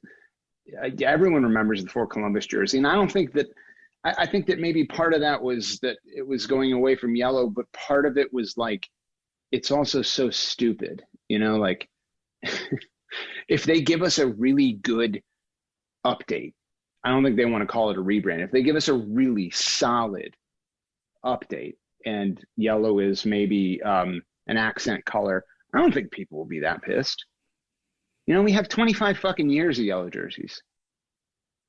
Let's see what the next 10 holds. And you know, we can always go back, but let's try going forward. I just don't think you want to. I have no problem with bringing in another color, honestly. I think that if you want to bring in another color, I think that could look really nice. I think you could bring in a red, and a red, yellow, and black could look really sharp together, something like that. I really don't think you want to go away from the yellow. I just think it's too unique. The black is great, but there are so many teams with black in MLS right now. I mean, so many, and even teams that aren't like using black as a primary color have black jerseys, you know. So I just think you lose a lot of your uniqueness. I mean, I know we've got Nashville now, but their yellow is different than ours. It's more dull. I think it's less eye popping, less exciting and noticeable and bright. And I just think you'd be giving up a lot of uniqueness and like strength by transitioning yellow to be an accent color. Do you think that we must always have a banana kit? I think if you're smart, you would. I just because, like I'm saying, I think there's just so much strength in it. There's so much history. I mean, I'm all for trying new things. I didn't think that the Columbus kit was the greatest thing in the world, but I didn't hate it like everyone, and I certainly appreciated the attempt to innovate and be creative and try something new. I think that stuff excites me. If you're going to give me a new jersey every year, every other year, then like give me a new jersey. Like, don't just make the same plain yellow shirt every time, you know. Let's try some different stuff. Let's get some patterns. Let's get some hoops from like as a throwback to the SDC jersey or whatever it is. Like, if we're going to switch it up, let's try to be a little bit exciting about it. But the yellow, but that means that we're going to be replacing the banana kit sometimes. Sure, yeah, and I think that that's okay, but I don't think you should deviate away from that for more than a year. I really think you should try to keep it, because the black jersey, as slick and as sharp as it looks, a lot of black jerseys out there. Yeah, and we've been doing it for 6 years now. Yeah, and just like league wide too, you know. I can't tell you the amount of times I've seen people on Twitter talking about, you know, both from Columbus and not from Columbus, just saying like it's nice to turn on an MLS game, see a yellow jersey, and instantly know that Columbus is playing. And right. even still with the Nashville kits, I think that there's a difference enough there that you can tell right at a glance that is the true 100% yellow that is Columbus. And I just think it would be a real shame if they just give up something like that. It's really hard, I think, when you're managing or building or developing brands to get something that just feels so uniquely yours, but it's just also so like dominant and obvious and straightforward as just like owning a color. Like we own a color. Mm-hmm. It is so hard to do that. And so to like walk away from, like willingly and consciously walk away from that just feels. Yeah. But do you have to use it as a complete, like, does it have to be all, like, do we have to have a banana kit proper, like socks, shorts? No, I think it could look really nice to do a yellow top and black shorts or something, mix it up a bit. But and in your eyes, we would still own that color. Yeah, I think so. As long as you maintain that yellow is a dominant color. Like if you're doing what you're talking about, like moving it to an accent color, and it depends on how you use that, right? Like if we're talking accent colors as in the orange from New York City FC, right? Like that's barely a color. Like what do they occasionally have? Like the little like cuff on their sleeve is orange, yeah, or like like a line around the collar, like that. Their orange is not an NYCFC color. I'm sorry, like they're blue and blue. They're light blue and a dark blue. That's what NYCFC is, right? So if we were to switch to something like that, I would be very disappointed and consider like quite upset, honestly. Because I think that would just not permanent. Like we're just talking about, like, you know, maybe we can still change the badge up where yellow is an accent color, and like in 2 cycles have another canary kit. We just can't go away from Why would you make it an accent color at all? I don't know. I think you could bring in a third color if that's what they really want to do. Is bring in a third color. They really want to bring whatever that is. Oh, they're going to, and that third color is going to be white. That third color is going to be yellow, and the first color is going to be black, and the second color is going to be white. That's just what I think. We already have white. You could actually make a fairly safe argument that there's more white on the logo right now than there is yellow. Yeah. I mean, if you look at that logo, I'm looking at it right now in your video. There is more white right there on that logo on your jacket than there is yellow. You know? I'm just saying, like, I think Juve's kit concept is if they were gonna make yellow a ancillary color, like Bront said, I think that's a pretty good representation of what we might be expecting, right? I mean, that's okay. I just don't. I have issues with that. If the rumor is that we're doing a Juve kit, then I have whole other issues with that, because why would you do a vertical striped jersey when there's multiple teams that have vertical striped jerseys, including Austin is about to have a vertical striped jersey, when you have now historical precedent to do a horizontal striped jersey and pay homage to the STT thing. Like, nothing about that makes sense. Okay, Kat, you can't come in here and scream. Sorry. I don't know if you guys heard that, but that's what she does all the time. She just runs in here and screams.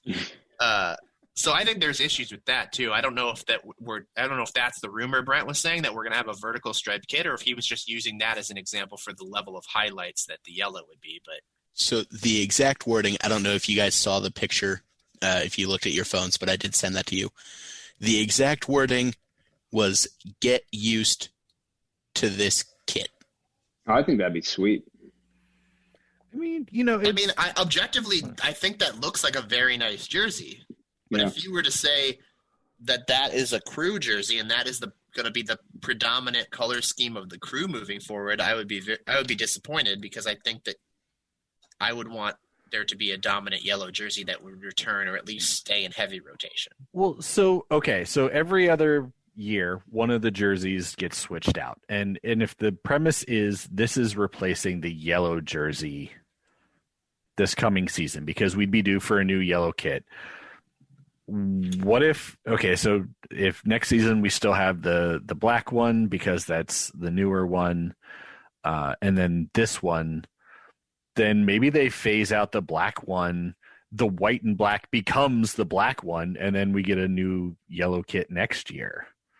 Well, I don't know, dude, because MLS is pretty bona fide with the dark and light color scheme. So, like, well, you have to be, right? Like, that was going to be something I was going to say, not to interrupt you, but you can't. This is not a jersey that you can have, because this is both black and white, right? It's dark and light. So if you look, you'd have to make it Juve dark with the shorts or light with the shorts, and make it specifically your dark or light. Well, yeah, or like Juve's kits right now, I think, are this, and then like an orange. Like, you have to really like separate that second jersey, because there's going to be clashes with this and opponent jerseys, and you've got to have something. Would this be your light or dark? I think that's the question. I think this would. I think that you have to stop thinking of this, and if this is the jersey, in terms of light and dark, and think of this as terms of home. Right. So this is the jersey we would wear at home. And then whoever is the opponent would have to wear a jersey that clashes least with this, right? I don't think if you have a jersey like this that is so contrasting and so difficult to just like identify as the dark or the light, I think you have to just do away with that thinking and say, this is our home jersey. So if Seattle's here, even though they're a away team, they're not wearing that dark blue thing they've got. They're wearing the green, right? See, but then you have a team like DC that has a black kit and a white kit. Right. So like, I don't know. They don't have a color. I don't know. I don't know what you do then. Maybe you wear the black jersey because it has red shorts, and red will stand out really well against this, And that's the thing that the players can see in their peripheral vision is, okay, I see red over here, so I know that's while it's a black shirt, it's a red shorts, so I know that that's an opponent. That's what you've got to have, right? It's not about TV. It's not about fans. It's about players' awareness and understanding of who is where without having to look at them, right? You need to be able to identify who this is off to your left in your peripheral vision without having to look at them. You just need to. I think that the thing with this jersey is you would wear white shorts and wear white socks, and like it would be your light uniform, your light kit for you Euro wankers out there. Back to you, Traps. I don't think like. See, because that's interesting because I'm pretty sure Juve wears black shorts with this. Yeah. I think we should always have a dominantly yellow kit. I'm not saying it needs to be like all yellow jersey down to socks, but I think we need to have a jersey that is majority yellow. I just don't know why we would go away from that. And then you can do whatever you want with that second uniform. It doesn't have to be all black. You can try this Juve thing, or you can get more creative with that one, as long as you have the one that is obviously crew with majority yellow. I think I feel – see, so like hearing Morgan, you say that you think that what their idea is maybe leaning towards white as being dominant. It makes me feel more comfortable because I was thinking of it as like, well, white is already – I think I consider it as part of the crew color palette already. I think white is our accent color right now. So I was thinking they would be bringing in a real third color, like a red or whatever. But if that's not the case and we're still just going to be sticking with the white, black, yellow, then I'm okay with that. I still would like to see a yellow dominant jersey in heavy rotation. Maybe not have one every single year, but I definitely want that to be. Maybe around. they start letting go of the whole gold thing and actually start using the word yellow.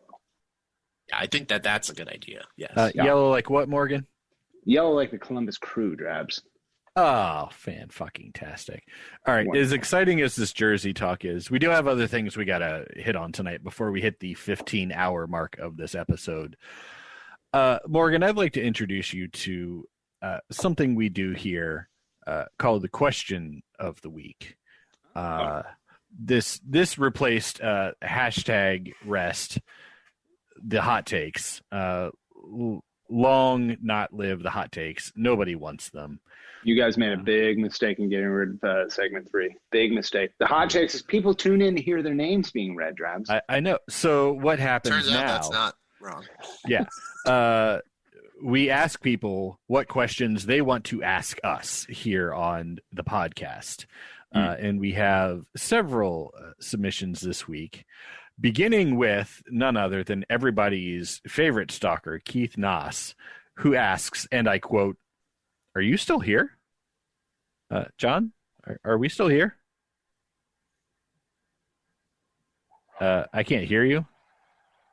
Is that on purpose? Muted, that was on my purpose. bad. That was okay. on purpose. I thought like maybe you're cracking a joke that would be really good for an audio podcast. It would have been great if this was a video program, Darby. Okay,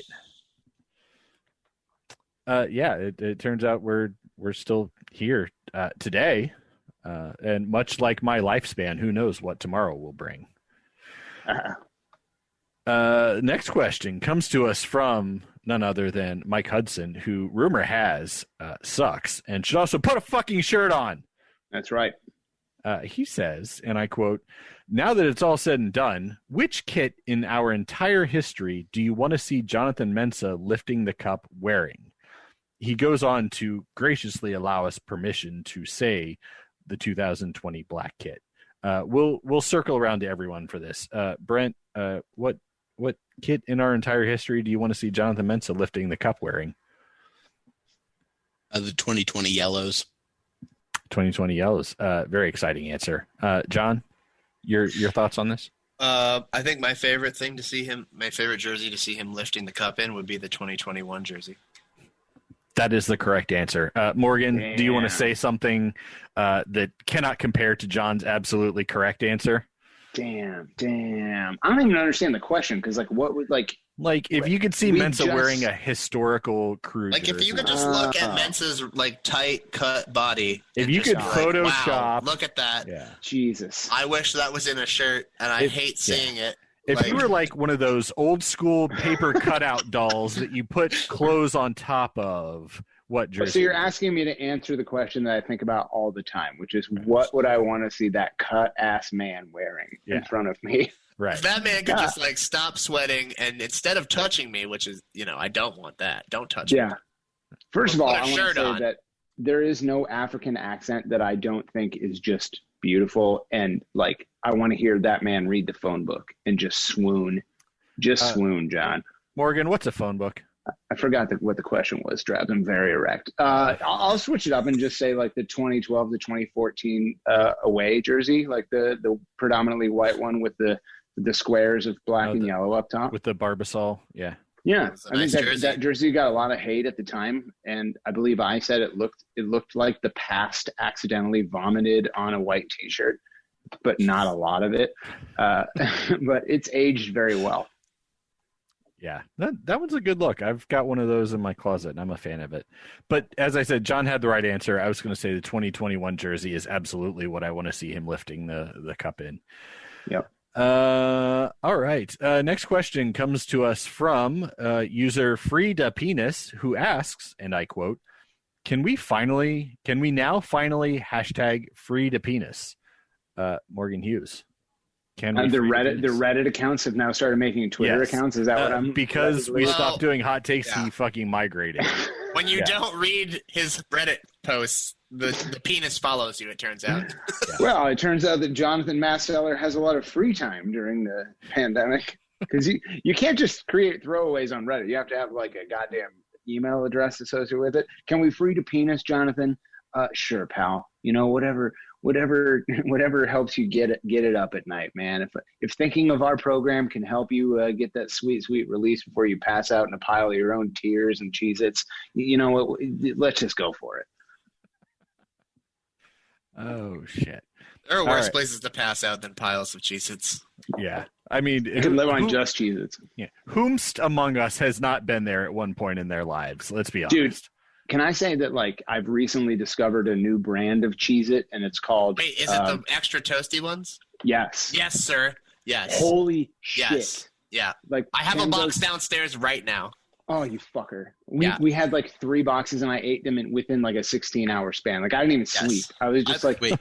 I buy the family size. I buy the family size. It's a different variety. Morgan doesn't know words. Yeah. They're incredible. All right. Yeah. I thought you were going to say the spicy ones, but then I realized, no, you're Morgan. You don't do spicy. Do they make spicy Cheez-Its? Why? Yeah, they do, and they're amazing. Because spicy things are good. Flavor is good, Morgan. Don't hate flavor. I bought the buffalo flavored Cheez-Its back at the beginning of the pandemic, and they were so disgusting that I didn't even eat half the box and I threw them away. Dude, my Kroger does not have like extra Cheez-It flavors. Like it's, like... I go to a high street Kroger. They've got 500 boxes of one variety, and that's it. Yeah. Yes. Yeah. All right. Next question. Oh, my goodness. What a rare fucking treat. Comes to us from Alex Thomas. This will be a question that everybody can answer. He asks, and I quote, who is one player you replace in the starting lineup and we still win 3-0? Brent Miller. Now, I assume he means, the starting lineup that we actually had. So who comes out and we still get the same result? You could take literally anybody out of that lineup and replace them. This was the inevitable score line. It was always going to happen. Anybody that said otherwise was a fool. I guess I don't even need to listen to last week's program to guess what scoreline Bront predicted. Tune in to find out, Morgan. Yeah. Yeah. John, what do you think about this?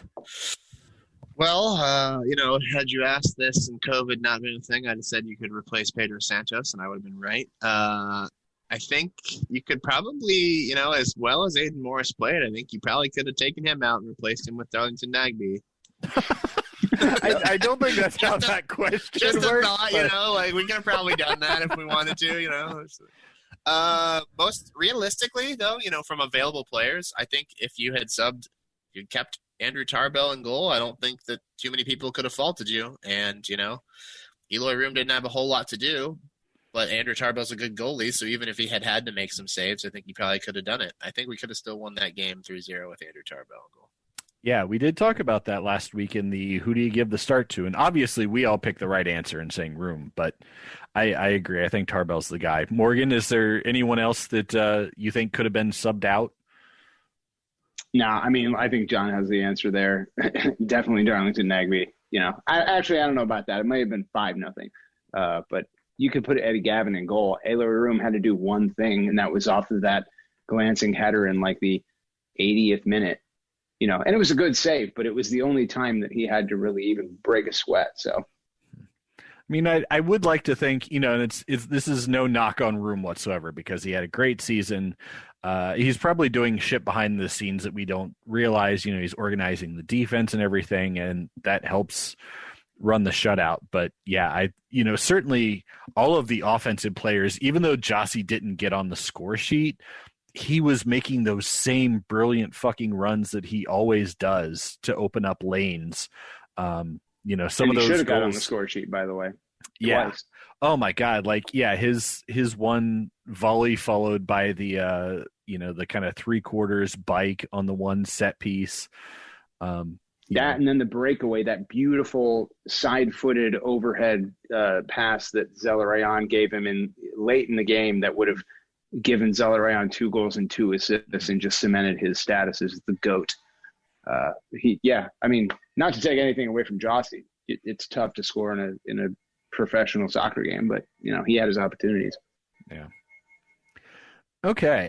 Next question comes to us from Jeff Ballard, who asks, and I quote, who is to blame and why is it Morgan Hughes when the Crew don't repeat as MLS Cup champions next season?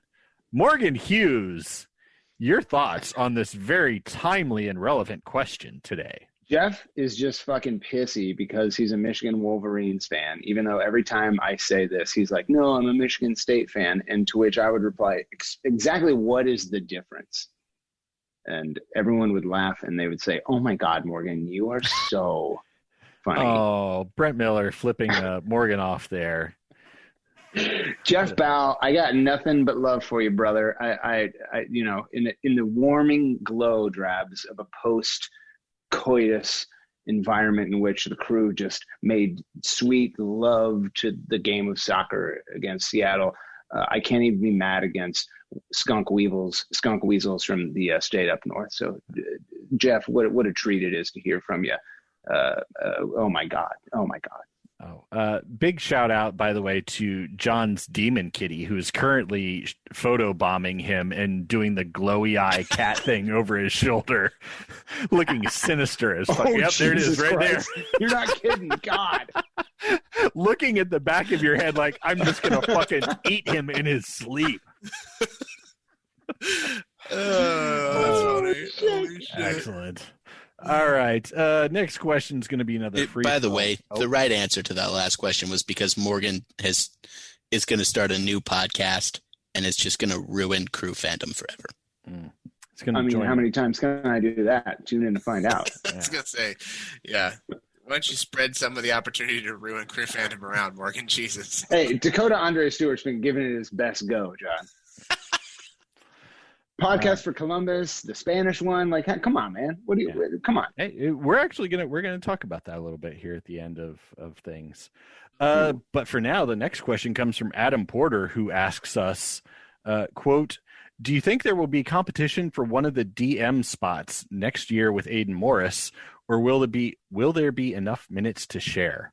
I think this is a good question that we should all take on. So, yeah, Aiden Morris playing his way into competition. What do you think happens with that spot, Brent? I don't think that he overtakes Nagbe or Artur for the time being. But, like Morgan alluded to earlier, we have a lot of different competitions that will be in next year. So there's definitely going to be room for Aiden Morris to get some minutes. John, what do you think? No, I agree. I mean, I think Artur and Nagbe are obviously the proven go-to starters when available. I think Aiden Morris has absolutely cemented himself in there as the first guy off the bench should one of them be unavailable. I don't know what the mentality is with this club as things currently stand. But we saw under Greg Berhalter that a big part of his game plan was to help players develop, help them elevate, and then obviously like knowing the realism the realistic standing of this league is that, if they had an opportunity or a chance to go abroad or play somewhere that was a step up, not only helping them to do that and to move on, but also getting some money for them. I think Artur has proven himself to be quite the talent, and as exciting as it would be to keep a guy who's that good and also that young, I think we need to be realistic about the possibility that, some bigger teams may come calling, and I don't blame him for having aspirations of going and playing in Europe. And there's a chance that if those guys come calling, the money may just be the kind of thing that's too good to pass up. So, who knows what the future holds. I think Aiden Morris is exciting, and the fact that especially that he's a homegrown player, or, to be quite honest, with the way that young American talent has been moving, maybe Aiden Morris is the one that a team comes looking for, not Artur, So it's just like the best kind of problem to have. So I don't think there's any negative to this situation. Yeah. Morgan, what do you think? Does everybody stay? Because I'm a little bit with John. I think it's very possible Artur could move next season, maybe like a mid-season kind of transfer, whether it's Europe, maybe it's even going back to South America, but he's 24 years old. He's shown he's got talent. I think the team could absolutely flip him and make money off of it. But I can also see that argument for player rotation. You never know what's going to happen. Yeah, I think that his value has never been higher. I will say that he's married to a Columbus girl now, so that probably changes the equation a little bit. But you marry a professional athlete, you know that the possibility of moving is always there. Listen, man, I think that if we look back on when we signed Artur, the idea was, at least from a prevailing fan perspective, that we would invest some time and energy in this guy and maybe make some money off of him when we transfer him out. So while that's certainly possible, I don't know. I think John hit the nail on the head, and I don't have much to add. Sometimes players get better because they know there's a fire under their ass, and that fire sometimes is another player pushing them. Sometimes it's age, sometimes it's chasing the cup. But Aiden Morris is interesting, but he is a child. And as successful as he was in his first season, there wasn't a lot to show because he didn't have a lot of opportunities. I would say, like, my answer would probably be, like, tune in to find out, because that guy's going to demand playing time. And if he takes advantage of what is given to him, this is a real conversation. And I don't know if we have – the Crew 2 is not going to be a thing next season, right? So, like, that's not an option to have that outlet for playing time for sure. All right. So our final question of the week comes to us from Chris Landis, who asks, and I quote, have you pre-ordered your copy of Murder at Daybreak yet? # calling in any favors I have for publicity, end quote.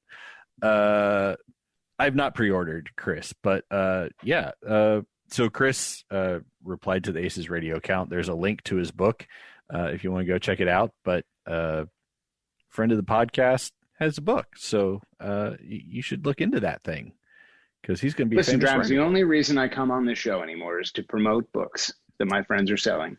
So yeah.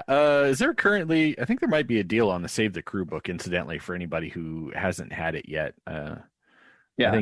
I think Pete was doing some sort of sale. So if you don't have that yet, you should absolutely get it. He'll probably drop it off at your house before Christmas if you ask nicely and you're in Columbus. In some kind of sexy ass, lanky, fucking slender man outfit. He's going to be wearing jean shorts and boat shoes, and he's going to be. You'll just be walking in your backyard, and Pete is posing in a darkened garage, and you're like, "I'm sorry, what? I'm bringing you your book. I paid $17 for this. You delivering it in the nude? Jesus." All right. That wraps up the questions of the week. We do also have some user-submitted comments. We did ask last week if people wanted to send us any messages that they could do so. I also threw in a tweet from Evonne, who replied to the questions of the week with a statement. Thank you for that, Evonne. Well done. Yes. Evonne said, listening to the cup score and goal scorer predictions, oh dear. congratulations, Brent. That's Drabby, right. Suck it, Traps. so close. Better luck next year. Evonne, I have bad news for you about that. Thank you, Zidar, for not sharing your joy over Brent's scoreline with us in person. I think that's a reference to your penis, John. Yeah, Evonne wasn't really paying attention. I shared it all over her back. I felt shared with. Yeah. I mean, there was probably a lot of friendly fire in that parking lot. Let's be honest. I mean, there was some fluids exchanged. I have something else from Evonne that I can read. Do we want to have me read this now? While we're at it. Okay. We'll get all the Evonne content out of the way now. Yeah, let's just go ahead and just burn through this real fast so we don't have to talk about her anymore. So she apparently put together a holiday Mad Lib here, which she solicited words to fill in the blanks from Twitter. So I'm sure that this is going to be totally great and very family friendly. This came from the, I believe she submitted the one that the Radio ACES guest account did. Oh, yes, which means that Brent probably gave these answers. I love that account because it's like this is the official account of the guests of ACES Radio, but like only one person runs it. Charles, grow up. I think there's like 5 people who share the login information for that bullshit. Charles, Darla, and 3 of your children, grow up. All right, so I'm just going to read this straight through. I'm not going to indicate where the words are filled in, but you'll probably be able to figure it out maybe, and then I'll tweet it later. So here we go. It was a terrible Mardi Gras morning when a group of spicy friends gathered to drink Incinerator. The group consisted of 3 longtime friends, Morgan, Drabby, and John. They always talked about their obnoxious families and shared their angry travel dreams. Today, they are sharing some of their wet Boxing Day memories. Morgan has kind of been the horse of the friends, so they will lead the old trip down memory lane. Morgan began to tell their favorite Mardi Gras memory. I think my saggy memory was when my mother took us to Mafre and let us pick out a gift, and I chose a hashtag butts. It was so rough. I still have it to this day, and I will pass it down to my children. Drabby shared their memory. My most massive memory was when I was the host of a Christmas party. I had 13 guests and lots of triple hot dogs to eat. We played footy and D&D. We died so hard our mouths were hurting. It was an irregular success. Finally, Jean gave their cherished memory. Morgan's on the floor. Morgan's out of frame. Yeah, my best memory was when I stayed in a hotel for Mardi Gras with your mom. It was during the 2020 pandemic, so we weren't able to spend the holiday with our family. We booked a room at a stay Pineapple Hotel. Okay, those words kind of merged together. It was in a great location in the city, close to everything. We walked to the New Crew Stadium and Endeavor. We had waffles delivered from our favorite restaurant. Then we snuggled in their cloud-like European-style double duvets and streamed Die Hard. It was a yellow staycation. Oh. What? No, they got a lot of hand there at the end. I don't really know. I love Mad Libs. I cannot tell you how entertained I am by it. Sounds like you've got your next podcast idea lined up. So thanks, thank you, Evonne, for that. Yes, that was fantastic. All right, so now we have, after his comment, we also have, or his question, we have a comment from Jeff Ballard, who says, wow, ACES Radio. I want to thank y'all and Morgan and Greg, I can't believe he said that, for all the laughs and entertainment. You brought many smiles to my face, and I've traversed a new chapter of my life. Looking forward to a new episode during the season. Always knew that a few hours of my day would pass more quickly with a smile. Congrats to you all on a great run. Laughs? Entertainment? What is this? Is he talking about? Is that the end of it? Was there any roasting? No, that's it. It was like nice and shit. Just genuine thankfulness. Yeah. Jeff, you piece of shit. Yeah. The next one comes to us from the ACES Radio guests account. And because, we would like to thank ourselves for being wonderful guests, some funny, some charming, some none of the above. But in all seriousness, we would thank everyone involved for giving crew fans a place to meet each week. And yes, I'm going to read out all their typos because fuck all of the people who run this account. Let's see, where am I? ACES Radio gave us a community online that made everyone feel a little closer to one another. The guests raise a glass to the panel and say thanks for performing the podcast for all of these years. You're very welcome. I take a lot of credit for everything that you've done. And, it's an honor to be the one recognized as the most influential ACES radio man. My God, why did we invite him back for this? Well, Didn't he already get one of these episodes where people smoke up his ass? A farewell. You can actually disconnect. We don't need you for this part of it. Okay. What an honor it is, John, to be here for my second farewell. Oh, Steven, hello. Put your penis on your dad's shoulder, will you? You can probably see it. Put it in his ear. Yeah, get that big dog dick. I'd like to ask you not to lift the dog by its wiener. Even when you take me upstairs, part of my dick will still be in the kitchen for at least 10 minutes. Just like to point out that as the person who may or may not have written this message, I was mostly referring to myself when I said thank you. Oh my God. Brent, if you're in charge of the ACES Radio guest Twitter account, yourself. There's like 18 people with that password. The password is MAGA 2020. Oh, ouch. Yes, you're exactly right. Try to log in with that. All right. Yankees brains suck. Yeah. Brent, thank you for taking the time to write congratulations to a podcast that you're on. That was very sweet of you. The next one comes from Free to Penis, because of course it does. And Free to Penis begins, I'll try to keep it short, and then writes a fucking page. I don't know how I found ACES, probably from a stupid Morgan tweet, but considering the fact that I became a fan in 2017 after coming back to Ohio for college and never had lived in Columbus, the podcast was a way for me to connect to the club and community deeper than just going to games.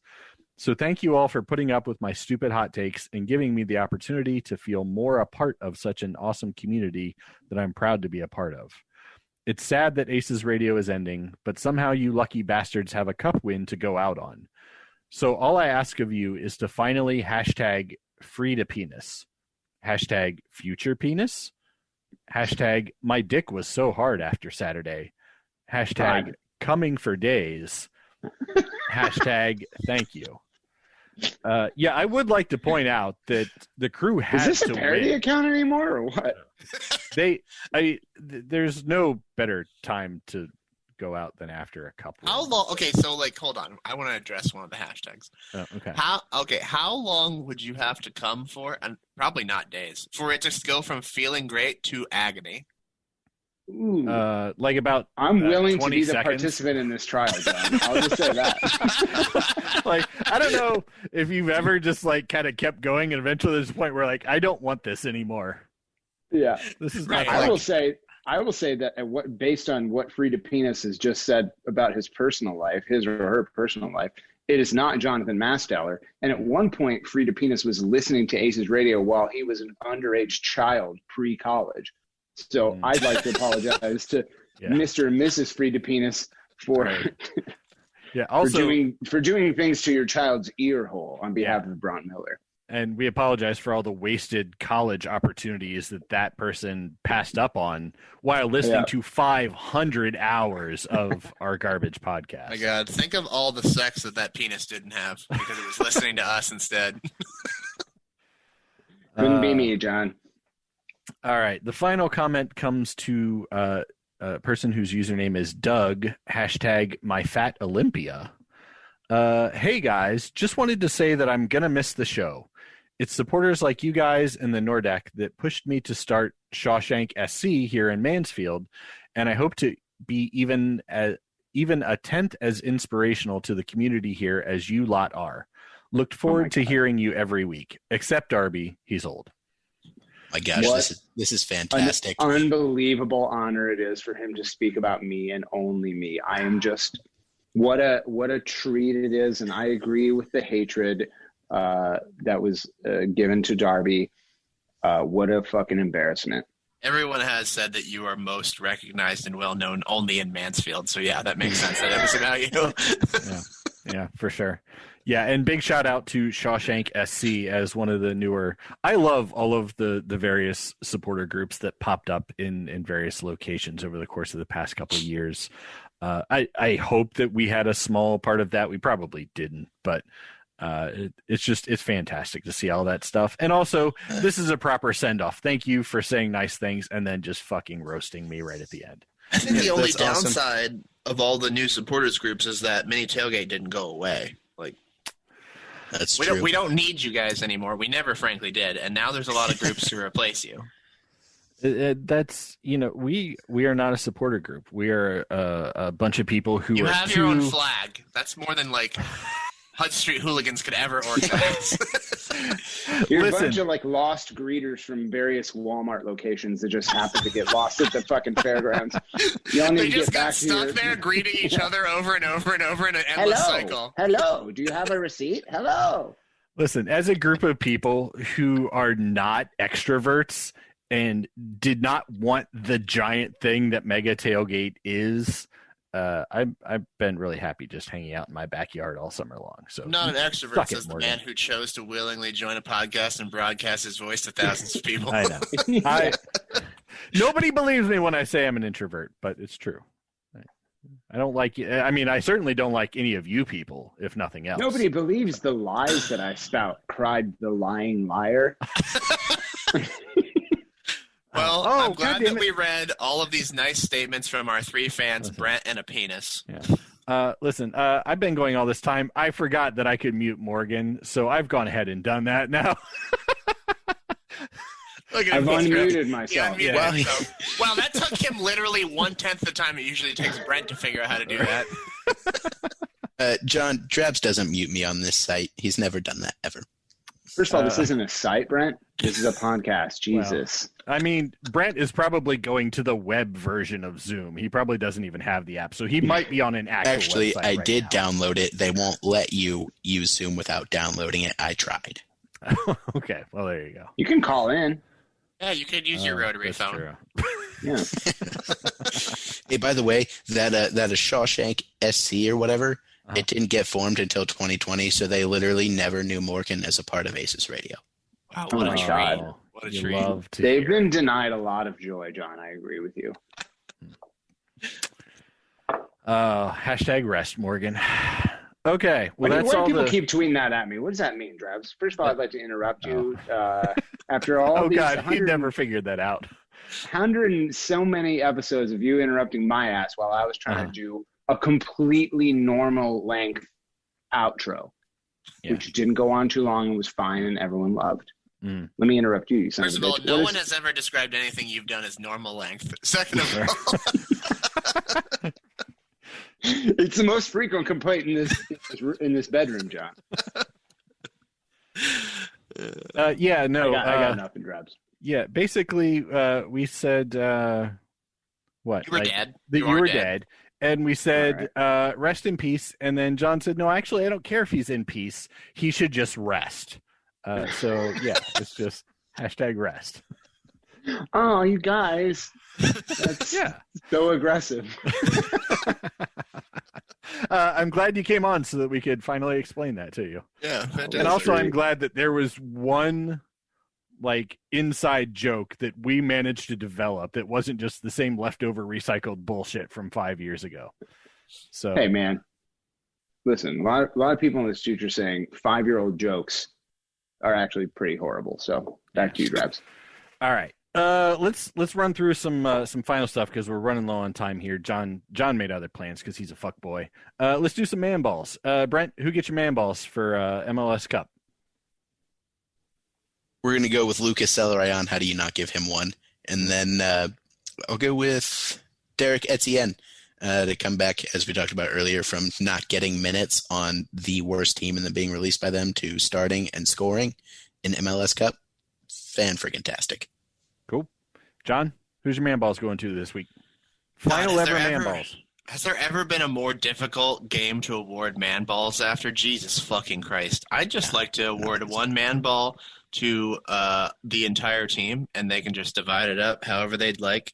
Maybe give Jonathan Mensah a little bit more than everybody else. Maybe get Lucas a little bit more than everybody else.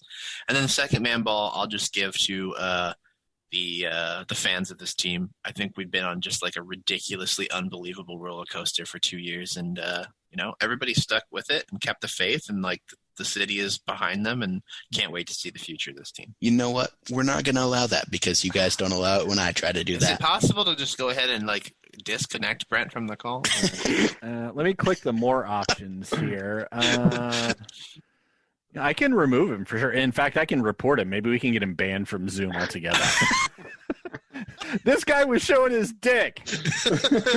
This guy disagreed with something. So we were just recording a normal podcast, and then this guy with a bucket came in and just started masturbating on his bed. Oh, shit. Oh, Morgan, who gets your man balls? Your final man balls. Glad you asked, Rabs. My first man ball of the week, which I remind you is always a combination of man of the match and game balls, which as a phrase is too long. But okay, as a Mike hashtag, DeWine. I don't remember what I do anymore. I think the first man ball has got to go to Shrunk on Tour, and that is Shrek Mecca, celebrity fan, key dragger extraordinaire. He hosted us for all of the we watched all of the games for 2020 at basically in his parking lot at Bud Dairy. John, you've been there. Drabs, I think we didn't invite you for solid reasons. Thanks for the invite, you piece of shit. Bront, I forgot. I thought you lived in Oklahoma, man. Sorry, but to me, you're dead. And so we were there for an entire season, and man, we destroyed his property. And I have no regrets, but I'd just like to say thank you. Take this testicle and do with it as you please. My second and final man ball, Drabs, goes to none other than Andres Mendoza, possibly the greatest player in franchise history. Back to you. All right, fine, whatever. Since you guys distributed your man balls so well, other than the Mendoza one. Thank you. Thank you. I'm going to give one man ball to Crew fans this year. We've all gone through a hell of a lot supporting this team and all of the weirdness and the COVID insanity. So props to everyone for hanging in there. I think the team rewarded our faith in them. So one man ball to all the Crew fans out there. The other one, the three of you can split evenly. Well, not evenly. John and Brent, you can have 60% of my man ball. Morgan, you can have 30%. I'll have 40% to their 30 and 30%. I'd like to go ahead and claim a larger percentage than these two, since I have been on the podcast longer than both of them. As the man with the most man ball, I'd like to reject your claim. And as the only survivor of both the Morgan Hughes, Greg Benson, and Bront Bucket, I don't remember what your last name is. As the only survivor of all three of those eras, thank you very much. I will accept the entire man ball. No, there was a second era where you didn't exist. It was the Drabs. It was when Drabs turned 100. Remember? That's where you were gone was. half of that fucking season. You just couldn't be bothered to show up. Yeah, and I'd like to point out that you blew my predictions for that season because I had to inherit your shitty score. That's true. Otherwise, it sounds like your fault, though. You should have been there. Yeah, the really obvious solution was to show the fuck up. First of all, Brent Miller, please, no.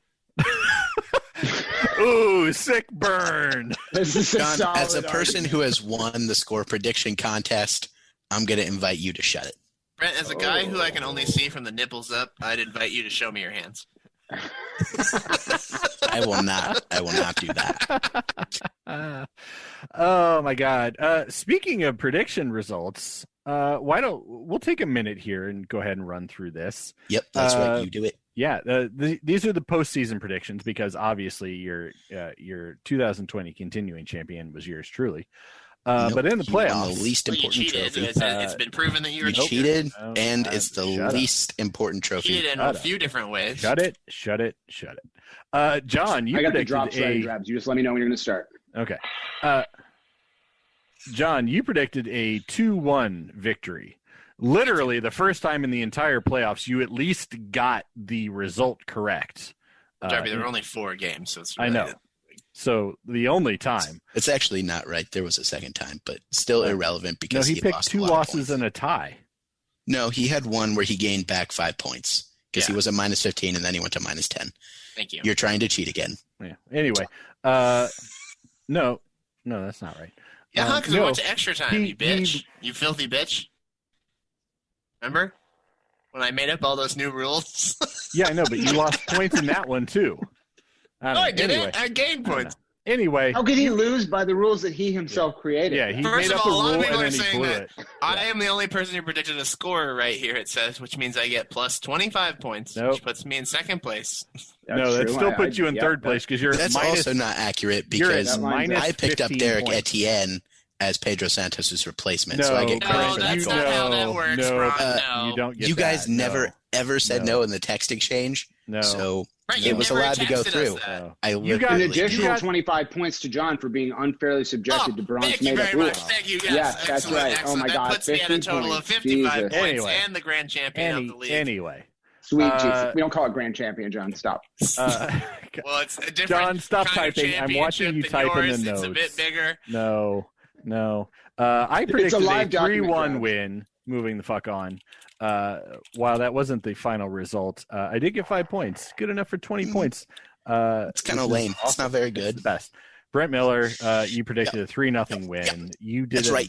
You made a dumb and wildly implausible prediction, and somehow Drebs, the this shit was the right. result that was always going to happen. I'm very disappointed that you couldn't see that, and I invite you now to please suck John's balls. You take the horse's balls out of your mouth, and then Yep. Guess what? He just got muted. Oh, John, as sit he's down. requested you do. Nope. Oh, he got muted again. It's a shame. You hate to not hear He's it. requested. Nope, he got muted again. Oh no, Drebs, it keeps Drebs, you happening. stop. He's still talking. Oh my God! I mean, he's trying, but he's not having Stop any luck. muting me. This is great. You let me celebrate, you old dirty bitch. I'm sorry, Brent. Were you saying something? Yep. I was saying that you need to take the horse's balls out of your mouth, take the false teeth out, because John has told you multiple You times. mentioned horses. Yep, you're muted again. There it is. Just FYI, I don't know if you guys can see this, but it actually says here that I am the winner with 35 total points. No, Thank that's you. not Oh accurate. my God, what a fucking That is John. not accurate at all. That's right, Yeah. John. They call him the Morgan said champion I get boy. 45 points Yay. for putting up with Darby. It says it right there in the notes. Yep. That seems in line with with all of the previous years of Aces Radio rules, John. You can tell that I'm the winner because of how it's highlighted in yellow. Thank you very much. Wow. That is how we determine it. I'm excited to revert to a previous version of the show notes once this is all over. So great. I love Google Notes or Google Docs. All right, guys. Oh my gosh, that thing is gone.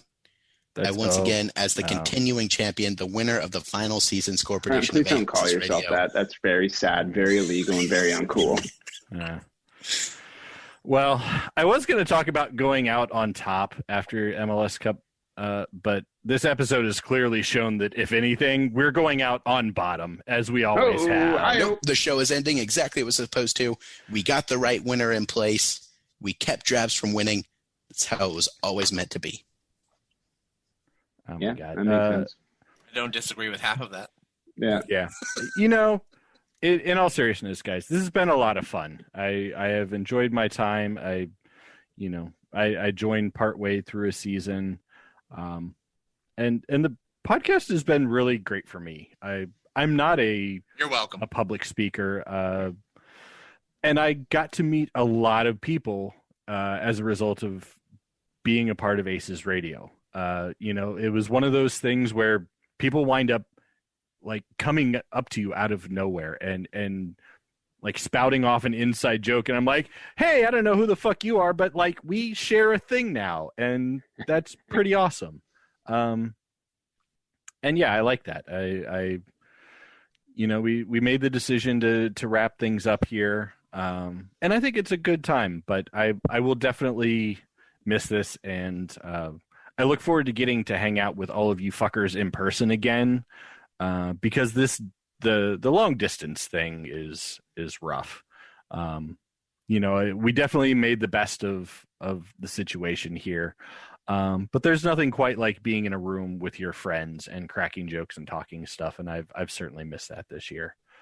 So talk amongst yourselves. Share any final thoughts you have about all of this insanity.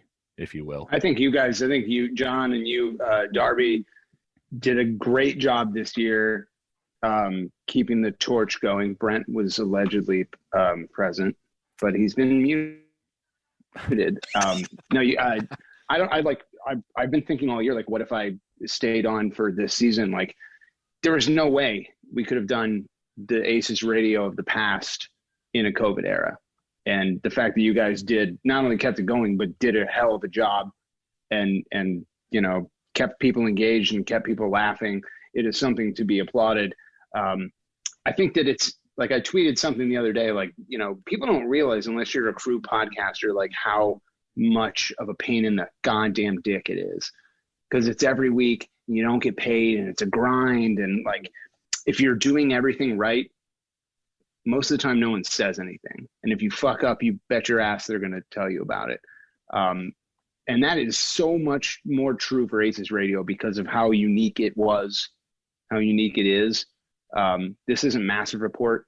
This isn't, Podcast for Columbus. This isn't like 4 12-year-olds sitting in their mom's basement going like, let's pretend like we have jobs. I'm Todd Fichtenberg. And that's what you sound like. This is a grown-ups podcast, and we took it seriously, and we knocked it out of the park. But honestly, like, salute to you guys. You guys killed it in 2020, and you deserve all of the credit that you're getting. And people are saying that John won the prediction contest, and I don't have any data that proves that to be inaccuraate. So congrats to John. We do. Forward me that spreadsheet. We have a lot of data that proves that wrong. But I'd like to go. I had considered some words that I would like to share, but in lieu of that, I'd like to just invite Morgan to keep saying nice things about me. Go right ahead, John. I mean, like, I've been told by you, and then you again yesterday. Yes, that you are the champion, and I believe it, and I believe in you, and I always have. I appreciate it. That's it. You've heard it here first, folks. The Authority, the previous continuing champion, announcing me as the new continuing champion. That's right. Yeah. God, I hate this. Yeah, I take everything back. I hate this fucking podcast.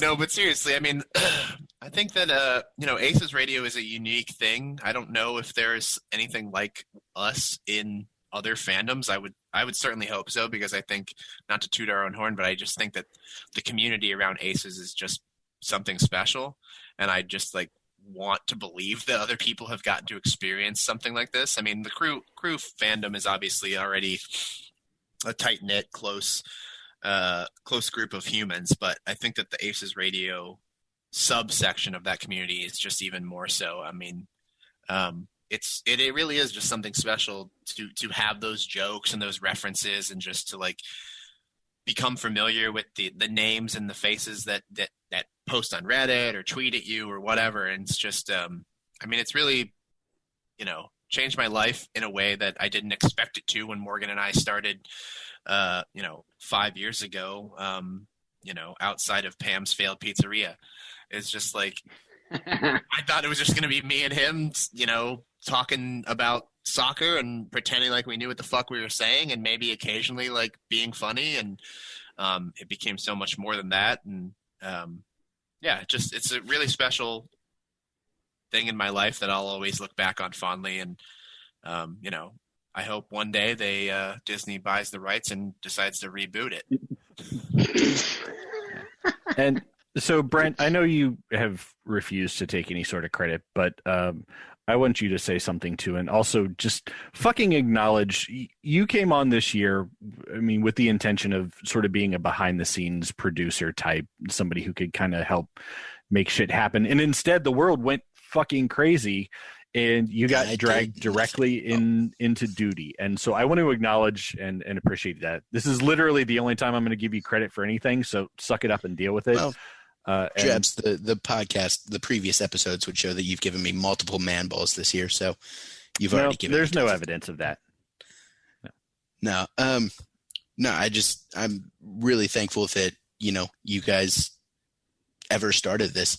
As a person who's not super comfortable in large group situations like Mega Tailgate, this was just a great community, a subset of the community to get plugged into and to just get to know people. I'm also really glad that Morgan stepped away. It's been great to not have him here. No, but especially this year, being in Oklahoma away from all you fools and just not really being able to do anything, it was really good to have that time set aside every week just to hang out with you guys for a couple of hours to record. It's been a blast, and thank you for letting me be a part of it, despite the fact that nobody wanted that. Nobody did, and yet you kept showing up. Isn't that the truth? Yeah. God. All right. Well, before we close things out, I do want to mention, we sort of hit on briefly, there's other shit out there. If you're looking for other podcasts, I'm going to rattle off some stuff. Now, I don't actually listen to podcasts, so I cannot vouch for any of these, but I feel like it's our duty. So I tried to hit all of the main ones. There's probably ones out there that I won't mention because I know there's people who do shit on YouTube. Like I think AJ was doing something for a while. Ew. Yeah. So, but there's, like I said, there's probably others, but of course there's Inside the Crew, which is Neil and Jordan, the Soccer Speakeasy from the Dispatch, Bone and Beam United. T-Bone, of course, always puts together good content, and hopefully he does another season of his Crew Championship podcast to talk about this year. That would be sweet as hell. I texted him about that the other day. I'm trying to plant the seed. Nice. Well, he's gotten lots of text messages about that. He was talking about it the other day on his little Zoom thing.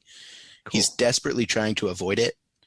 He's hoping somebody else will step up and do a 30 for 30 style documentary so he doesn't have to.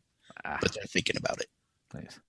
Yeah. Dakota has his, and I'm probably going to butcher the pronunciation. It's like El Angulo, which is a Spanish language podcast, which is something that was, I think, a desperately needed niche that's being filled. There's Bryant and Me, which had Chris Dorn on recently. There's the Crew Review Pod, which is Andrew Atkins, who does Massive Report stuff, but it's not a Massive Report podcast per se. There's one called MLS Gone Wild that's gotten Aiden Morris and Kyle Robertson recently. Allegedly, Podcast for Columbus still exists whenever Todd can find time in his schedule. Like I said, there's probably others. And if there's something, if you feel like there's a niche out there that hasn't been filled, do your own. We can give you advice. We can tell you how to do, especially in the COVID era, we can give you fucking advice on how to do a podcast. But I love the fact that there's a lot of content out there now. It feels like certainly, 5 years ago, that absolutely was not the case. And it's pretty gratifying to see all that. Yeah. If you see a hole, you fill it. Thank you, John. Said that. I appreciate that. I've always said that. I mean, if this show has had any motto over the years, I think that's probably it. All right. Well, I've run out of show notes here. There's nothing but white space at the end of my page. Is there anything else that needs to get mentioned here? Did I forget anything, Brent? I don't know, but I'm assuming Morgan probably wants to blather on for about 15 minutes about something. I mean, he might. I gave that 15-minute speech last season. Yeah, he had his moment. It was a lot better than anything that any of you pieces of shit said today. It's not a competition. Other than John, who is the undisputed continuing champion. That is true. Yep. Yeah. Oh my God. Are you trying to find another boy? Are you trying to be the champion and the two boys now? Is that what it is? There's always room for a Z at the end of boy, Drabs. You can always put anything into the boy that you want. First of all, as the champion, I would just like to say that no, we will not be having Morgan on as a second boy. It'll just be me and Alex. Fuck. It's just going to be you and Alex. That's fair. Actually, as a just sort of like a housekeeping thing, we're going to keep the archive up for the podcast for a while. So if you guys want to go back and download episodes, we'll maintain that. If you feel like revisiting your pain. I'll say this: if anyone wants to pay us to do this, we'll do it. Wait, are you volunteering us? We are for sale. Wait, I tried to monetize this show for all that time, and now you want to do it? Listen, John, if someone pays us to do this, I'm coming back in 2021. Listen, yeah. And if you're somebody does here first, all the behind-the-scenes work, so that we just have to show up and talk and leave. And I'm talking really do the behind-the-scenes work, not what Brent did, which was just kind of hang out and then occasionally fart. Like hit not buttons with the on the coward known as Brent. Did this fix the volume? Not what the coward who calls himself Bront did this year. We're talking about real behind the scenes work. Listen, all I want to do is show up, do my 25-minute intro, press a lot of drops, roast a lot of bitches, win a lot of trophies, and give praise to the continuing champion, John Zadar. Thank you very much. Thank you. And make a lot of money while I'm doing it, Drabs. Back to you. All right.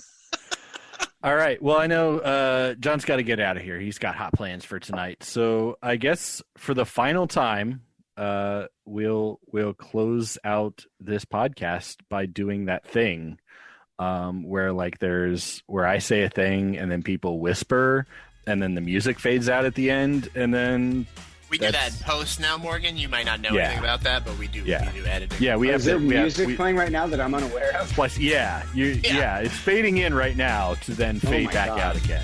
On behalf of benevolent corporate overlord sponsors, Blood Urine Spits Alvia, Football Larry Turd, and the Dead Rod and Corporate Kevin Burns, I kick it over to Drabs to say for the final time. And all Lord Guillermo's people said.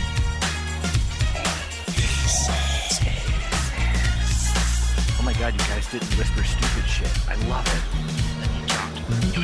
Jesus Christ. I had to ruin it.